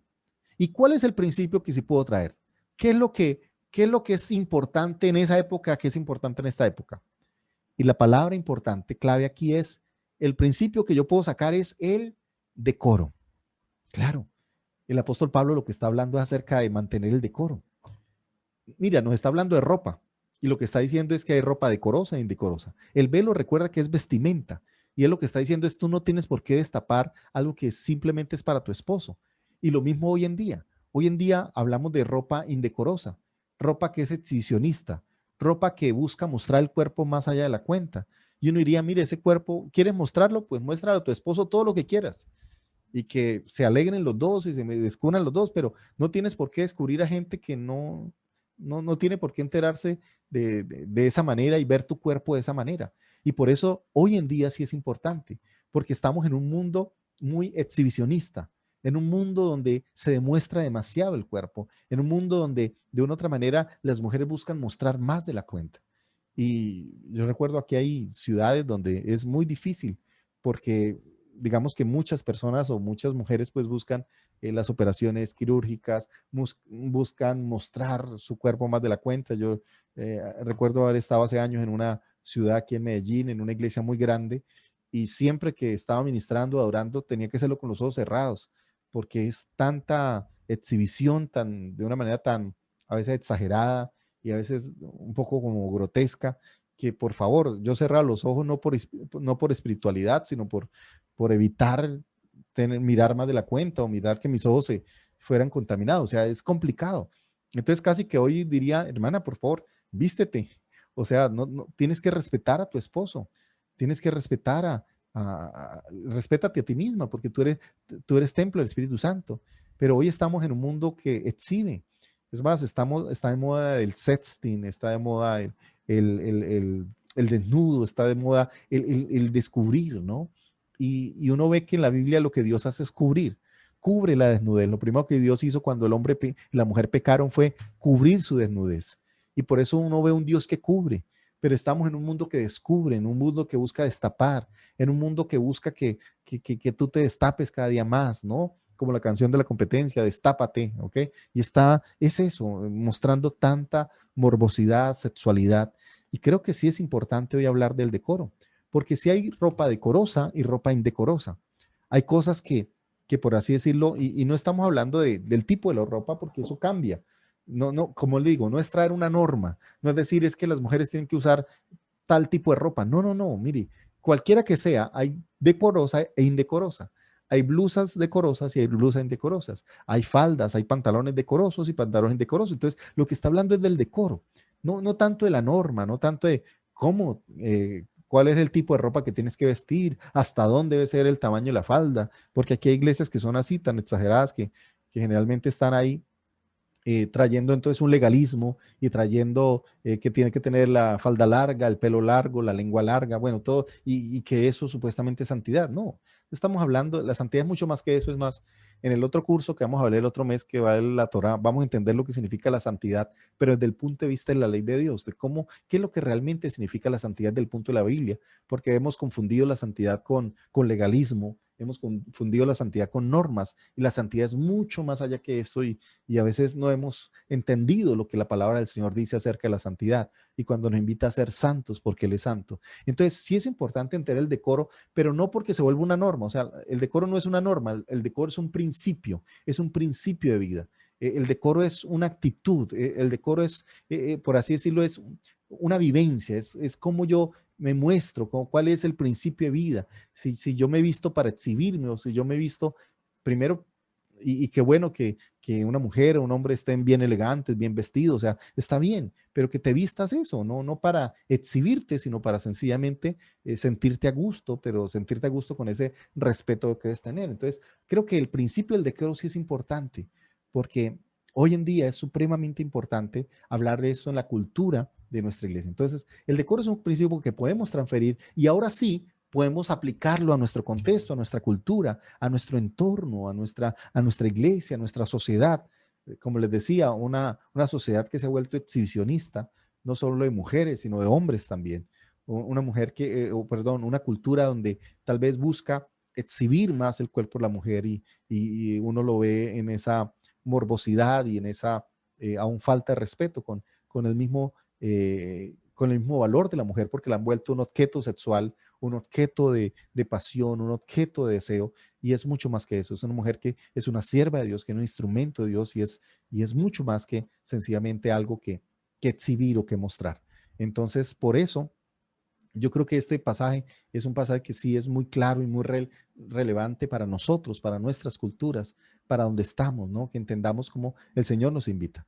Y como digo, por eso de buscar el principio, y ese principio sí aplicarlo, pero no traernos una norma o inventarnos una norma, porque no se trata de eso, no se trata de poner una norma, sino vivir un principio. Hay gente que simplemente quiere una norma y entonces no se satisface y entonces simple, para ellos todo es pecado. La otra vez me salió un pastor diciendo que que sencillamente una mujer que usaba tacones estaba pecando. Y yo le dije, ¿cómo así que está pecando una mujer que usa tacones? Dijo, porque está mintiendo sobre su verdadera estatura. Yo le dije, ay, por Dios. Entonces yo le dije, entonces, un hombre que use desodorante está pecando. Y me dijo, ¿por qué, pastor? Dijo, porque está mintiendo sobre su verdadero olor. Créame que usted no siempre huele así. Entonces, pero a veces podemos llegar a normas que ni siquiera son de la palabra de Dios y que llevamos a una vida exagerada y una vida que a veces ponemos normas que Dios no ha dicho. Recuerde que hay tres niveles. Una cosa son las dogmas de fe, que eso no cambia.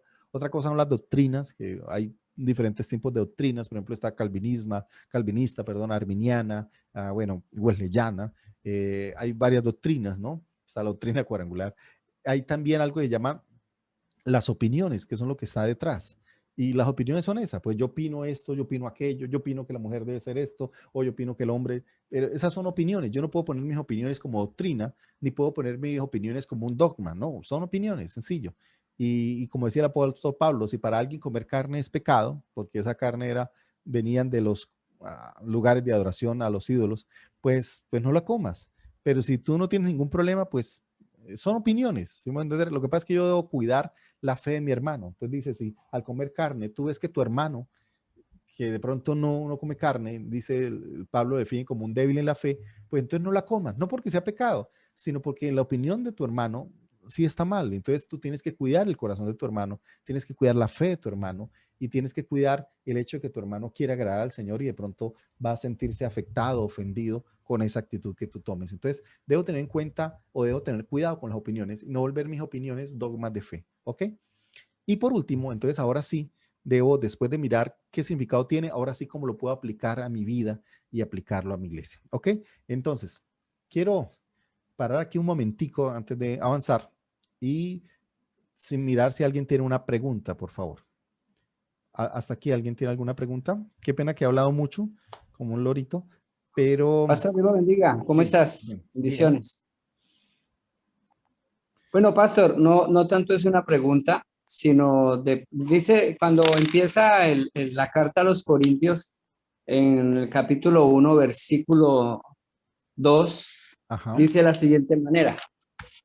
Dice, a la iglesia de Dios que está en Corintio y a los santificados en Cristo Jesús, llamados a ser santos, con todos los que están en cualquier lugar que invoquen el nombre de nuestro Señor Jesucristo. O sea, está diciendo que en cualquier lugar que invoquen el nombre de nuestro Señor Jesucristo. Entonces veo que esta palabra, sí, fue para la carta de Corintio, pero con este versículo, pues necesito, ¿usted qué me puede decir? Amén. ¿Qué puedo yo aprender? Bueno. Dice que prácticamente era para todo hombre que invocaba el nombre de nuestro Señor Jesucristo, era esa palabra. Entonces viene lo del velo, o pues aquí yo estoy leyendo la Reina Valera y Ajá. habla de que se cubren. Amén. Ajá. Pero entonces es como ese versículo, pastor, el capítulo 1 del versículo 2. Gracias. Gracias. Ese versículo lo vamos a mirar cuando veamos esto que la santidad, porque es claro entender la santidad acá. Primero, dice santificados en quién? En Cristo Jesús. Entonces yo no soy santo por lo que haga. Anticristo. Okay. Por favor. Ok. Bueno, entonces yo no soy santificado por mis obras, sino soy santificado por la obra de Dios en mi vida. Por eso, santificados en quién? En Cristo Jesús. Entonces yo no produzco santidad, yo recibo santidad. Entonces la santidad no es algo que yo produzco, la santidad es algo que yo recibo. Y yo la recibo por mi relación con Cristo, por eso es santificado en Cristo. Pero aquellos que han sido santificados en Cristo son llamados a ser santos. Entonces yo no vivo santidad o yo no, por así decirlo, yo no me guardo para ser santo. Recuerda, quien me santifica es Cristo, pero porque he sido santificado por Cristo, tengo el deber de vivir en santidad, llamados. Ahora, cuando el apóstol Pablo habla acerca de no solamente a la iglesia de Corinto, sino a todos los que creen en el Señor, como tú lo leíste, volvemos en la cultura, las cartas eran circulares. ¿Qué significa circulares? Que la carta que era para una iglesia se leía también en otras iglesias. Muchas de ellas lo que hacían era borrar el nombre y poner, por ejemplo, Éfeso, Corinto, Filadelfia, ¿sí? O sea, porque de una u otra manera eran cartas que eran leídas y eran compartidas y por eso después se volvieron parte del Evangelio y hoy le estamos leyendo. Ahora, pero vamos a entender lo mismo.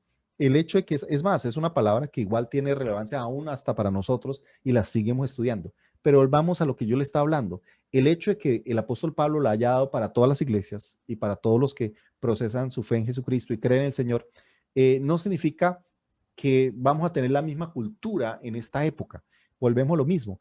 Para ellos, toda la región tenían el concepto del velo igual. Todos tenían porque era la región. La región era una región donde hasta el día de hoy, bueno, solo los del Medio Oriente hasta el día de hoy se siguen cubriendo. O sea, mira, esa región lo tenía claro. Lo que es Europa ya no. Tú ves a las europeas y antes son todo lo contrario, son demasiado exhibicionistas. Pero hasta el día de hoy, el Medio Oriente sí sigue manteniendo el velo.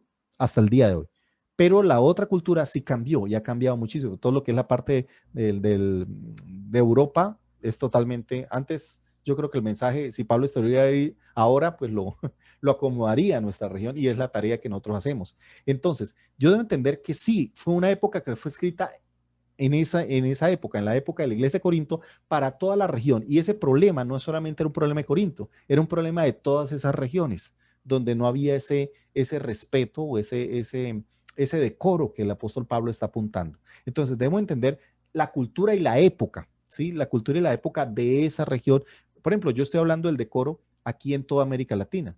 Y estamos hablando ya, tú tienes que aplicarlo a cada país, a cada nación, a cada región de Colombia. Entonces, en cada región va a ser aplicado o ajustado el principio, pero yo no puedo decir la norma. Yo no puedo decir es que aquí esta vez es la norma para Paraguay, para Argentina, para Costa Rica. No, ya ahí yo no estoy dado para dar normas, estoy dado para enseñar principios, ¿ok? Entonces, aquí el apóstol Pablo, volvemos a lo mismo, está hablando a toda una región, y especialmente a Corinto, porque Corinto recuerden, era una nación muy rica, era una nación de mucha riqueza. Es más, si tú miras, quiero tener un seminario especial de 2 de Corintios, porque es una carta espectacular. Cómo ellos criticaban a Pablo hasta por su manera de vestir y lo hacían sentir menospreciado, porque era una persona que cuando predicaba, cuando escribía era muy fogoso en sus cartas, pero personalmente parece que no inspiraba mucho y por eso de una u otra manera le menospreciaban como apóstol y por eso el apóstol Pablo hace una defensa de su ministerio y por eso dice que él ha puesto la excelencia y su gloria en vasos de barro para que la excelencia sea de Dios y no de nosotros. Así que esa segunda carta de Corintios es maravillosa porque Corinto era una ciudad muy orgullosa, muy, ¿cómo era yo? Muy prepotente, muy altiva. Y por eso uno de los mensajes más grandes que el apóstol Pablo le da es sobre el amor, porque era una iglesia que vivía más el orgullo, la altivez, el ministerio que yo tengo, la unción, el poder, los milagros, la fe y todo eso lo contrasta con el amor. Pero mira que hay que conocer también qué era la iglesia de Corinto, lo que ellos están viviendo era una nación, una ciudad muy rica, era una sociedad, por así decirlo, una ciudad o una región que era muy, muy prepotente, muy orgullosa y por eso el ministerio de Pablo no les llamaba mucho la atención porque Pablo a veces aceptaba más la ofrenda de otras iglesias que la de ellos. ¿Sí? Por ejemplo, la de Filipos, y Filipos era una región pobre. Entonces él estaba en Corinto y no les pedía nada y dejaba que eran los de Filipos y ellos le ofendía, pero ¿cómo no aceptan nuestra plata? Si los demás sí están pidiendo plata, si los demás sí están, miren, o sea, ¿cómo le digo? Hay que conocer la cultura y el contexto para que tú disfrutes más de esa carta y por eso cuando les predico esas cartas, quiero hacer un seminario especial de 2 de Corintios porque es una carta que cuando ustedes la estudien conmigo, van a tener otro concepto de Pablo, van a tener otro concepto de Corinto, ¿ok? Entonces, pero Pablo especialmente toca este tema con ellos, porque a veces en el orgullo, también a veces se caen esas licencias que se daban, ese ser muy, ¿cómo era yo? Despreocupados, ¿no? Con el tema de la vestimenta también, ¿ok? Entonces, por eso eso es súper importante. ¿Está claro? Pero gracias por la pregunta. ¿Alguien más tiene otra pregunta? Pastor, sí, Diana Payares aquí presente. Ok, hermana Diana, dime. Pastor, siempre he tenido la siguiente duda y creo que tiene que ver con el tema de la hermenéutica. ¿Hasta qué punto estaremos haciendo correcto o no? En el cristianismo a veces tenemos por costumbre, digamos, dar una promesa a una persona de un versículo de la Biblia y la duda es, ¿será que todas esas promesas, digamos, le voy a decir algo a mi esposo, pero resulta que ese versículo tiene que ver, digamos, para el pueblo de Israel? O muchas veces en la iglesia dicen, allí en el nombre, diga su nombre, ¿sí? Si dice Israel, coloque Diana o coloque David. ¿Hasta qué punto eso está correcto? Gracias, pastor. Wow, buena pregunta. A ver, no quiero ser dogmático, ¿ok? Porque a veces Dios puede hacerlo de una manera especial, pero debo tener cuidado con eso, porque a veces nosotros abusamos de la palabra en ese sentido. Como yo les dije, hay palabras que Dios da para una persona en específico. Y como le digo, puedo sacar el principio. ¿Qué es el principio? Oye, lo que el Señor le dijo a tal persona, ese principio puede ser para mí también. Y Dios puede hablarme a mi vida. Pero recuerda que las palabras son también particulares. ¿Recuerdan cuando el apóstol Pedro, el Señor está hablando con él ahí en Juan 21, que le da una palabra y le dice que iba a ir a donde no quería y que le iban a hacer lo que él no quería y que él se voltea y ve a Juan y que le dice, Señor, ¿y qué es ese? ¿Y qué le dice el Señor? Si yo quiero que él quede hasta que yo venga aquí a ti, esta palabra te la estoy dando a ti. Y a veces debemos tener cuidado porque una palabra que el Señor le está dando ¿a quién? A Pedro. Sí, no se le está dando a Juan, se le está dando a Pedro. Es más, lo que le está diciendo el Señor es, mire, si yo a Juan le doy una palabra diferente, ¿cuál es el problema? Esa es solo para ti. Entonces, a veces a nosotros nos pasa lo mismo. Tomamos la palabra para otra persona y la hacemos como si Dios fuera para nosotros. Y como le digo, puede ser porque Dios puede de una manera soberana y lo mismo que le dijo a tal persona hacer una palabra que de una otra manera sea directa, pero no puede ser siempre una regla porque sí o porque yo quiero, porque me parece. Si es dirigida por Dios y por eso en esto debemos tener mucho cuidado de primero tener en cuenta una sana interpretación y una correcta uso de la palabra. Y como le digo, y si Dios soberanamente o sobrenaturalmente, lo mismo que le dijo a través de Isaías, porque a mis ojos eran de gran estima, claro que sí, que Dios te ama, obvio que Dios te ama. Y las palabras que Dios le dijo al pueblo de Israel, pues te le está diciendo a ti. O sea, en ese sentido, casi que es una palabra que es casi que obvia y coherente con el mensaje de la palabra. Pero hay otras palabras que son específicas, ¿sí? Como cuando el Señor le dice a Judas, otra vez, veía tú lo mismo, perdón, como el Señor le dice a Judas, lo que vas a hacer, hazlo pronto. Otra vez, se le está diciendo a Judas en un momento particular, en un contexto particular. Entonces, como le digo, Dios puede usar una palabra y dirigirla a tu vida y de una otra manera ser muy parecida o ser igual o casi que literal y casi que con tu nombre, pero porque es guiada por el Señor. ¿Sí me entiendes? Ya sea una revelación de Dios, ya sea que Dios usa un profeta, ya sea que viene, como era yo, de una manera dirigida por el Señor. Ahora, cuando yo la predico, si yo lo voy a predicar, recuerden que predicar también es hacer profecía, ¿ok? Profecía yo puedo hacerla con los ojos cerrados o con los ojos abiertos.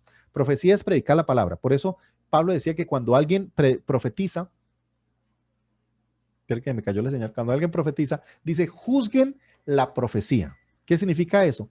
Que yo no puedo tomar entero todo, sino es decir, bueno, esto sí es del Señor, esto sí es coherente, esto sí tiene que ver con la revelación de Dios, esto tiene que ver con lo que Dios ha dicho. Entonces, hay que tener cuidado de no malinterpretar la palabra. Y como le digo, lo importante aquí es el principio, no tener cuidado con a veces literalizarlo, especialmente cuando Dios da una palabra a otra persona.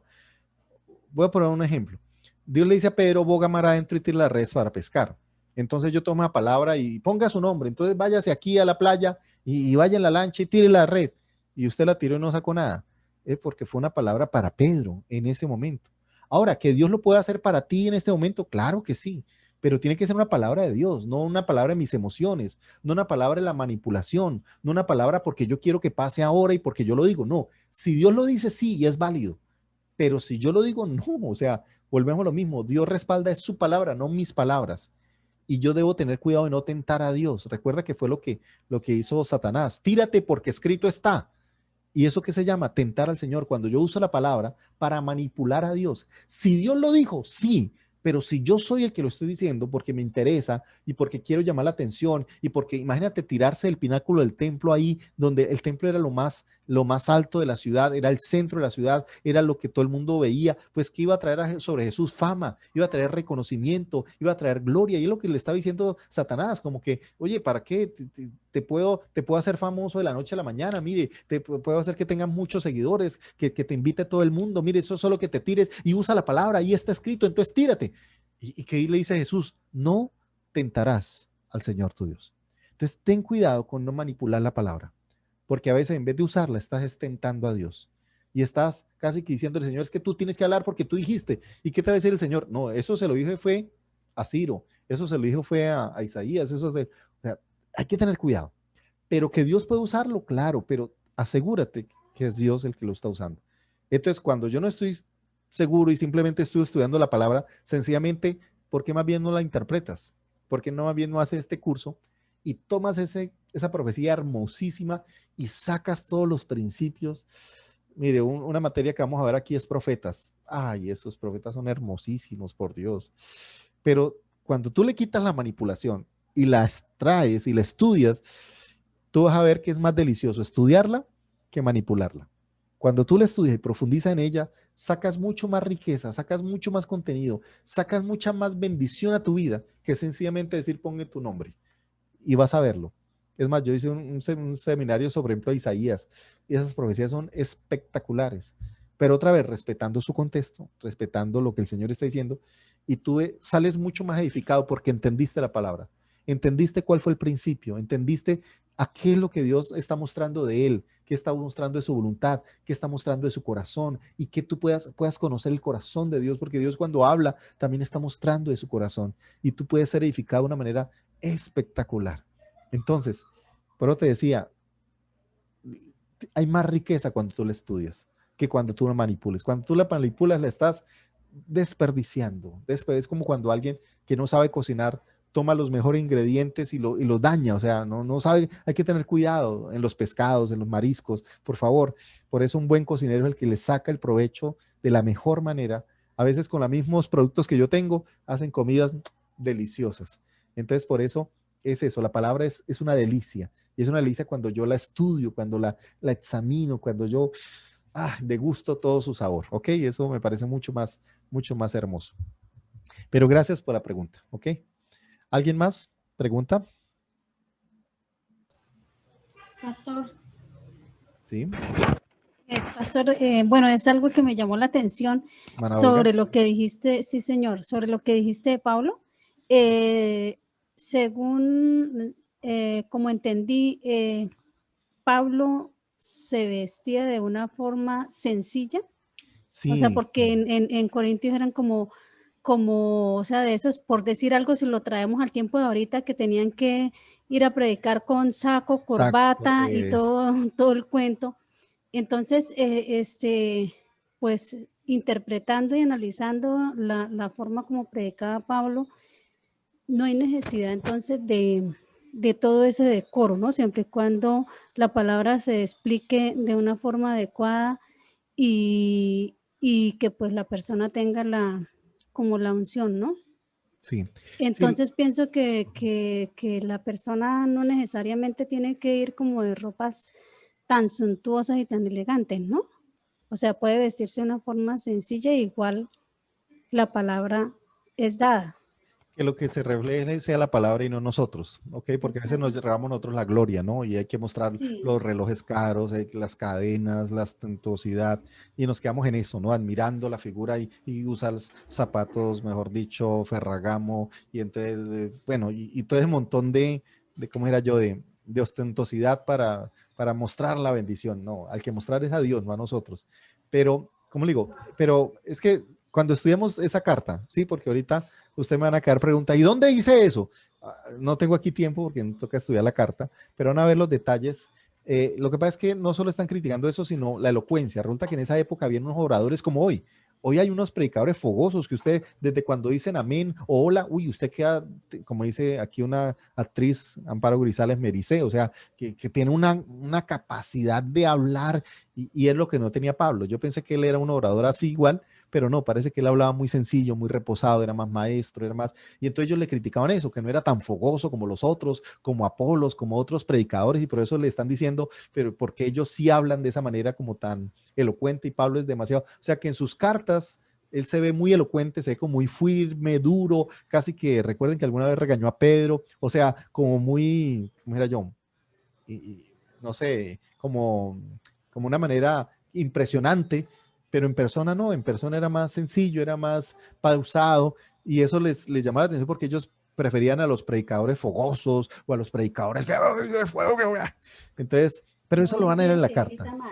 Eso, como si sale a punta de gritos y a punta de elocuencias y frases así elaboradas, y Pablo era mucho más sencillo. Por eso me encantó 2 Corintios, como le digo, es una carta maravillosa, la vamos a ver este año en un seminario especial que vamos a dar, que para el otro semestre que yo no voy a dar tantas materias con ustedes, van a tener conmigo, son seminarios especiales, y una es esa, 2 Corintios, que se llama El poder de Dios en la debilidad, cómo el Señor muestra su poder en mis debilidades, en mi vulnerabilidad, en mis limitaciones, y es el mensaje de la segunda carta de Pablo a los Corintios, cómo cuando somos débiles, el Señor muestra su grandeza y su gloria, pero cuando yo me creo el grande, el fuerte, pues no estoy dándole la gloria al Señor, ¿ok?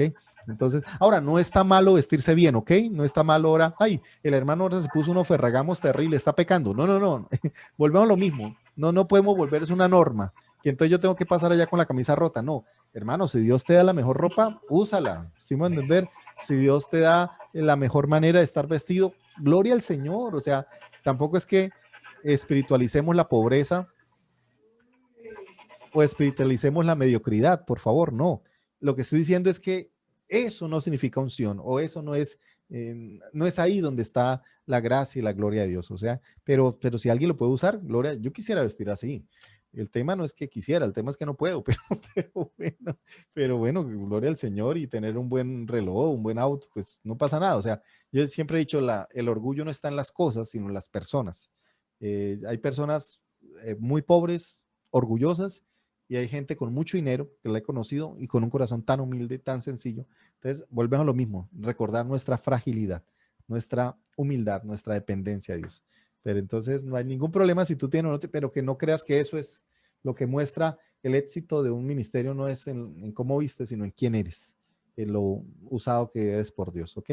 Entonces, porque si no nos vamos al otro extremo de que tenemos que pasar pobres con zapatos rotos para que, no, estoy diciendo es que esa no sea la razón, que lo que se muestre no sea ni yo, mi ego, sino mostremos al Señor en toda su gloria. Amén. Ok, pero gracias, hermano Olguita. ¿Alguien más tiene una pregunta? Hablen ahora. Paz, yo tengo una pregunta Sí. con respecto a la hermana anterior sobre lo que qué tanto había de ser bueno o ser malo, lo de los versículos. Entonces, usted mencionaba el versículo de boga mar abierto, ¿no? Entonces, o sea, usted lo ponía de una forma, exacto, literal. Entonces, un ejemplo, o sea, una forma espiritual, es decir, que yo me encuentre como en un momento de sacar un negocio adelante, ¿será que sí, será que no? Y de momento, pues siento, es un ejemplo que estoy dando yo, ¿no? Siento que Dios me habla a través de este versículo como decir, bueno, lo que usted va a hacer, hágalo, ¿sí? O sea, hágale que yo voy a estar con usted. ¿Se podría eso así o de pronto no es la forma? No sé. No quiero que ahora tengan temor de toda la palabra y entonces ya, ay, pastor, ¿hablo o no hablo? No, por favor. Como Dios te hable y en tu nivel de conocimiento el Señor va a usar. Yo aquí quiero entender que, recuerde que la palabra más que un libro también es palabra de Dios. Y en tu nivel de conocimiento y de estudio, pues Dios va a usar. Lo que le estoy diciendo es que a la medida que aprendemos más, que crecemos más el conocimiento de la palabra de Dios, vas a aprovecharla más. ¿Sí? Es eso. Pero claro, si Dios te va a inspirar a que así como le habló a Moisés, así como le habló a Pedro, perdón, te está hablando a ti, te está retando a ti, amén. Pero otra vez, debe estar en la comunión de la oración y de la palabra, ¿ok? Así que yo aquí les estoy diciendo es cómo ese texto que están leyendo de Lucas 5, del 1 al 11, cómo puedan profundizarlo más, aprovecharlo más y entenderlo más. Es eso. Y en la medida que lo entiendan más, van a ver cómo Dios les habla más, les ministra más y van a aplicarlo de una manera más profunda y más hermosa, ¿ok? Entonces, eso es lo importante. Entonces, pero Pastor, como digo, buenas noches. sí, amén.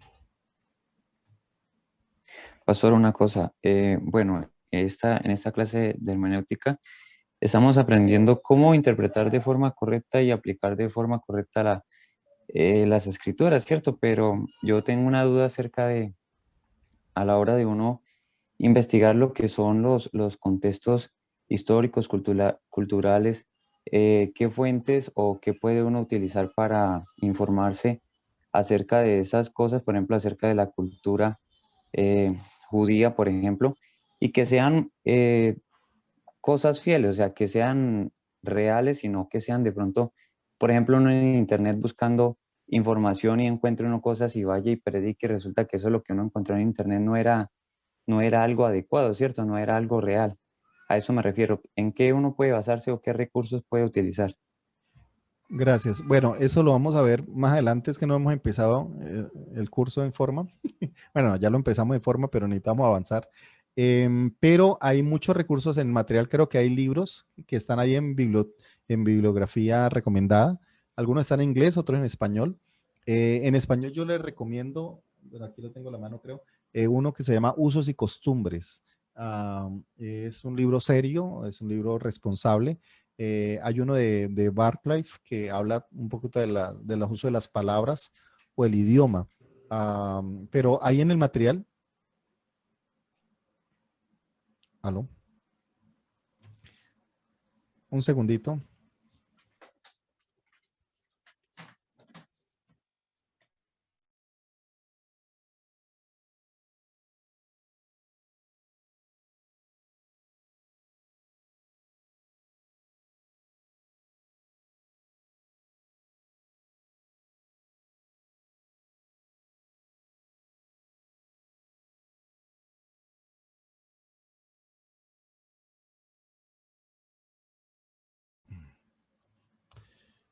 Bueno, como dijo el hijo del zorro, I'm sorry, se me cayó la señal que en mi oficina está muy distante del punto de enlace y bueno, estoy aquí cambiando de sistema a ver si funciona más.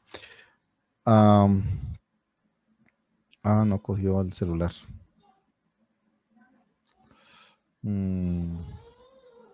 Ok, bueno. Si llego a caer, entonces me avisan y volvemos. Ok, ¿en qué pregunta quedamos? Bueno, de libros materiales. ¿Aló?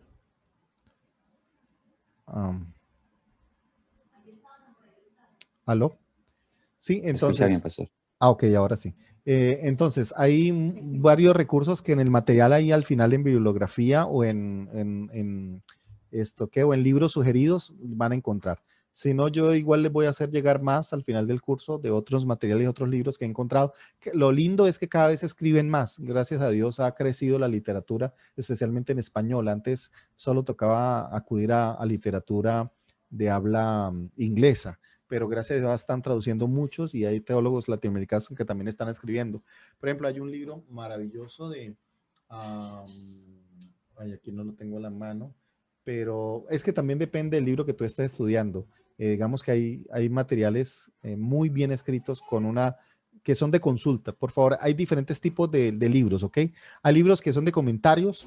Esos siempre póngales un asterisco de no crea todo lo que dice un comentario, ¿ok? O sea, es un comentario de alguien, no es palabra de Dios. Entonces, comentarios es lo último que yo les invito a que lean. Es más, primero estudien la Biblia y después sí léanlo y miren a ver si ese comentario es real o no es real. Entonces, antes de estudiar, no, comentario no. Pero sí están uno que es libros de referencia. Esos libros de referencia son buenísimos porque son libros de investigación. Entonces está uso de costumbre, está diccionario bíblico, ese también te ayuda mucho. Está los análisis, ya sea de las palabras en griego, en hebreo, análisis de versículo en original, todos los libros de Barclay, yo se los recomiendo porque es muy bueno, es uno de los mejores estudiadores de lengua hebrea y griega, así que es muy bueno. Así que todos los que son referencia, por favor, maravillosos, diccionarios, todo eso. Los comentarios son los únicos que tú tenle cuidado, ¿ok? No es que sean malos, hay comentarios muy buenos, pero por favor, si tú solo lees un comentario, si no eres estudiado el texto, estás en peligro porque te quedaste con el concepto del comentario y no estudiaste la palabra. Entonces, un comentario no jamás puede reemplazar un estudio de la palabra. Lo que tú aprendes en un estudio es mucho más profundo que un comentario. ¿Ok? Bueno, muy bien. Déjeme terminar con un pedacito porque ya solo quedan 13 minutos. Entonces, déjeme terminar con algo muy sencillo, que es básicamente cuando pasamos en la palabra del Señor y cuando miramos, déjeme hablar de, de lo que yo he llamado los 10 principios para el estudio de la Biblia, ¿ok? Y hoy vamos a terminar con eso, que es muy rápido. 10 principios para el estudio de la Biblia. El primer principio es, dado que la escritura se originó en un contexto histórico, debe interpretarse teniendo en cuenta el entorno histórico y cultural. Eso es lo que hemos estado hablando hoy. Entonces, toda la escritura fue escrita en un contexto histórico, así que debo interpretarla teniendo en cuenta ese contexto y ese entorno histórico y el entorno cultural. Ese es el primer principio fundamental.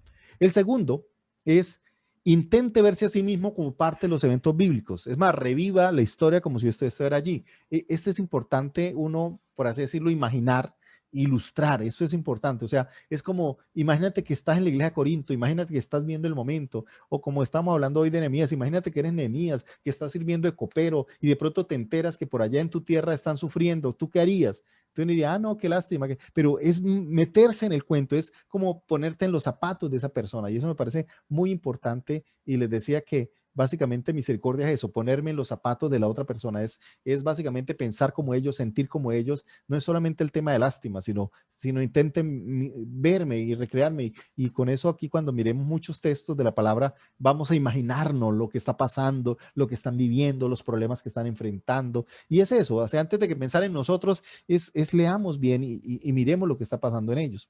El tercero es, interprete un pasaje en armonía con el contexto. O sea, un texto sin contexto es un pretexto para cualquier cosa. Aquí vamos a estudiar, por ejemplo, una palabra que es pedid y se os dará. Y uno dice, sí, muy bonita, pero hay que mirarlo en el contexto del texto, hay que mirarlo en el contexto del libro, cuando Jesús dice, pedid todo lo que queréis y os será hecho. Bueno, ¿en qué contexto lo dice? Dice, primero, si permanecéis en mí y mis palabras permanecen en vosotros, ahora sí. Entonces está en el contexto de primero mi dependencia de Dios, en el contexto de la obediencia, pero lo mismo, yo no puedo sacarlo fuera de contexto, porque si no, debo entender lo que ese texto debe estar en el contexto de lo que está hablando. ¿Qué es lo que pasa a veces con el Salmo 91? Que a veces sacamos los versículos fuera de contexto y no entendemos bien lo que el Salmo mismo está diciendo. El cuarto principio es, existe solo una interpretación del pasaje y generalmente es literal, o sea, generalmente es acorde a lo que está diciendo ahí. Si el texto, perdón, tiene sentido literalmente, no busque un sentido figurado o lo que yo les decía, no busque el alegorizar. Si esto tiene un sentido literal, pues no lo alegorice. O sea, con el tema del velo, no diga que es el velo de la oración o el velo de la palabra, el velo del amor. No, o los panes, el pan de esto. No, si la Biblia me está hablando de panes, de comida, pues tómelo así, o sea, interprételo, tener en cuenta lo que está significando. Quinto, el objetivo de la interpretación es comprender el significado obvio, ¿sí? Para los lectores originales. No busquemos esos significados místicos, no, es que aquí hay un código secreto, es que mejor dicho, aquí hay una clave que nadie ha visto, ¿no? Hay que mirar es cómo los que lo leyeron lo entendieron. Así que no busque significados ocultos o místicos, o mejor dicho, diga lo que el texto dice, así de sencillo. ¿Qué está diciendo el texto? Eso es lo que yo tengo que hacerlo entender, eso tengo que hacerlo explicar, eso es lo que yo al final voy a recibir y aprovecharlo, ¿ok? Sexto, esto está en el material, ¿ok? Para que si ustedes tienen afán de escribir, eso está en el material completo, no se preocupen. Punto 6, la Biblia se interpreta mejor en sí misma. Las escrituras son las que mejor explican la escritura. O sea, si yo voy a explicar algo, lo mejor para explicar ese algo es la misma palabra de Dios. No necesito otra cosa para explicarlo. Si yo tengo la palabra de Dios ahí a la mano, ella misma tiene que darle la respuesta. Y si la Biblia no me da respuesta, entonces no tengo que inventarla. Ahí está, la respuesta debe estar en la palabra del Señor. Y es la mejor que la explica. No tengo que darle explicaciones que la misma palabra de Dios no tiene. Séptimo, en general las porciones didácticas, las enseñanzas de la Biblia prevalecen sobre las porciones descriptivas en el establecimiento de la interpretación y la doctrina. Entonces, por ejemplo,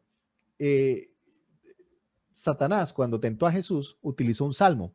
Pero ¿cómo le responde Jesús? Jesús le responde con un mandamiento. No tentarás al Señor tu Dios. Mira, son dos cosas diferentes. Entonces, él lo tentó con una poesía y el Señor le respondió con una verdad, con una doctrina, con un mandamiento. Entonces, lo mismo, cuando yo te... Además puede estar... Debe estar por encima. ¿Cambió el audio o ya lo arregló? No se le escuchó lo último, pastor. Ah, ok. ¿Espera? Ya. ¿Sí? Entonces, una doctrina jamás, una poesía o una descripción no puede estar en contra de lo que dice la doctrina y la palabra. Entonces, por eso debo tener cuidado en cómo miro la palabra del Señor y cómo puedo aprovecharla también. Entonces, por eso los ejemplos bíblicos deben ser vinculantes o son vinculantes únicamente cuando están apoyados por un mandato. Entonces, debo mirar si el pasaje es descriptivo o preceptivo, o sea, si es una descripción o es un mandamiento. Sí, es que Dios está diciendo que así son las cosas. ¿Ok? Punto 8, que es importante también. Dice el punto 8, cuando dos ideas o doctrinas en la Biblia se contradicen, aférrese a ambas, manteniendo cada una en perfecto equilibrio con la otra. Deje que el misterio sea el misterio y que Dios sea Dios. Recuerde, la mente finita del hombre no puede comprender por completo la mente infinita de Dios. Por ejemplo, ha habido una discusión todo el tiempo, y lástima que aquí no puedo explicarla ni aclararla, pero hay dos doctrinas que han estado por muchos años en la iglesia, que es la doctrina calvinista o la doctrina arminiana. La doctrina calvinista habla acerca de que la salvación no se pierde, y la doctrina arminiana dice que la salvación se puede perder. Entonces, todo lo que leen en la Biblia lo leen a la luz o con el lente cualquiera de las dos doctrinas. Entonces, por ejemplo, llegamos a un pasaje donde el apóstol Pablo dice que cuiden su salvación con temor y temblor. Entonces ahí que dicen los arminianos, sí ve, ahí la Biblia dice que debemos cuidar nuestra salvación con temor y temblor. Pero resulta que el versículo siguiente dice, porque el Señor es el que en vosotros produce el querer como el hacer por su buena voluntad. Entonces ahí dicen los calvinistas, sí ve, al final la salvación es obra de Dios, no de nosotros. ¿Quién tiene la razón? Los dos y ninguno. y no, ahorita no tengo tiempo de explicarlo por qué. Pero lo mismo, o sea, en vez de ponerme yo soy calvinista, yo soy arminiano, no, lea la palabra, punto. Deja de estarla leyendo con un lente de acá, un lente de allá, sino si la Biblia dice que debo cuidarla, pues debo cuidarla. Y si debo descansar en la obra de Dios, pues descanso en la obra de Dios. O sea, no tengo que volverme como en Colombia que tenemos derecha e izquierda, ¿no? Yo no soy ni de la derecha ni de la izquierda, yo soy de Cristo. Entonces lo mismo, si tú ves dos principios de la palabra, no tienes que negar uno para afirmar el otro, ¿no? Si la Biblia dice las dos cosas, di las dos cosas, que debo cuidar mi salvación y que debo descansar en la obra de Dios, claro que sí. Entonces, la salvación es algo que yo cuido, pero algo también que yo descanso. Entonces, mire, están las dos cosas. Entonces, no tengo que ponerme en una posición, sino dejar que la palabra de Dios sea la que hable y que el misterio sea de Dios y no mío. No tengo que definirlo o volverlo cuadriculado. Hace poco hablaba con los de alguna misión que hablaban acerca del tema del Espíritu Santo y cómo entenderlo.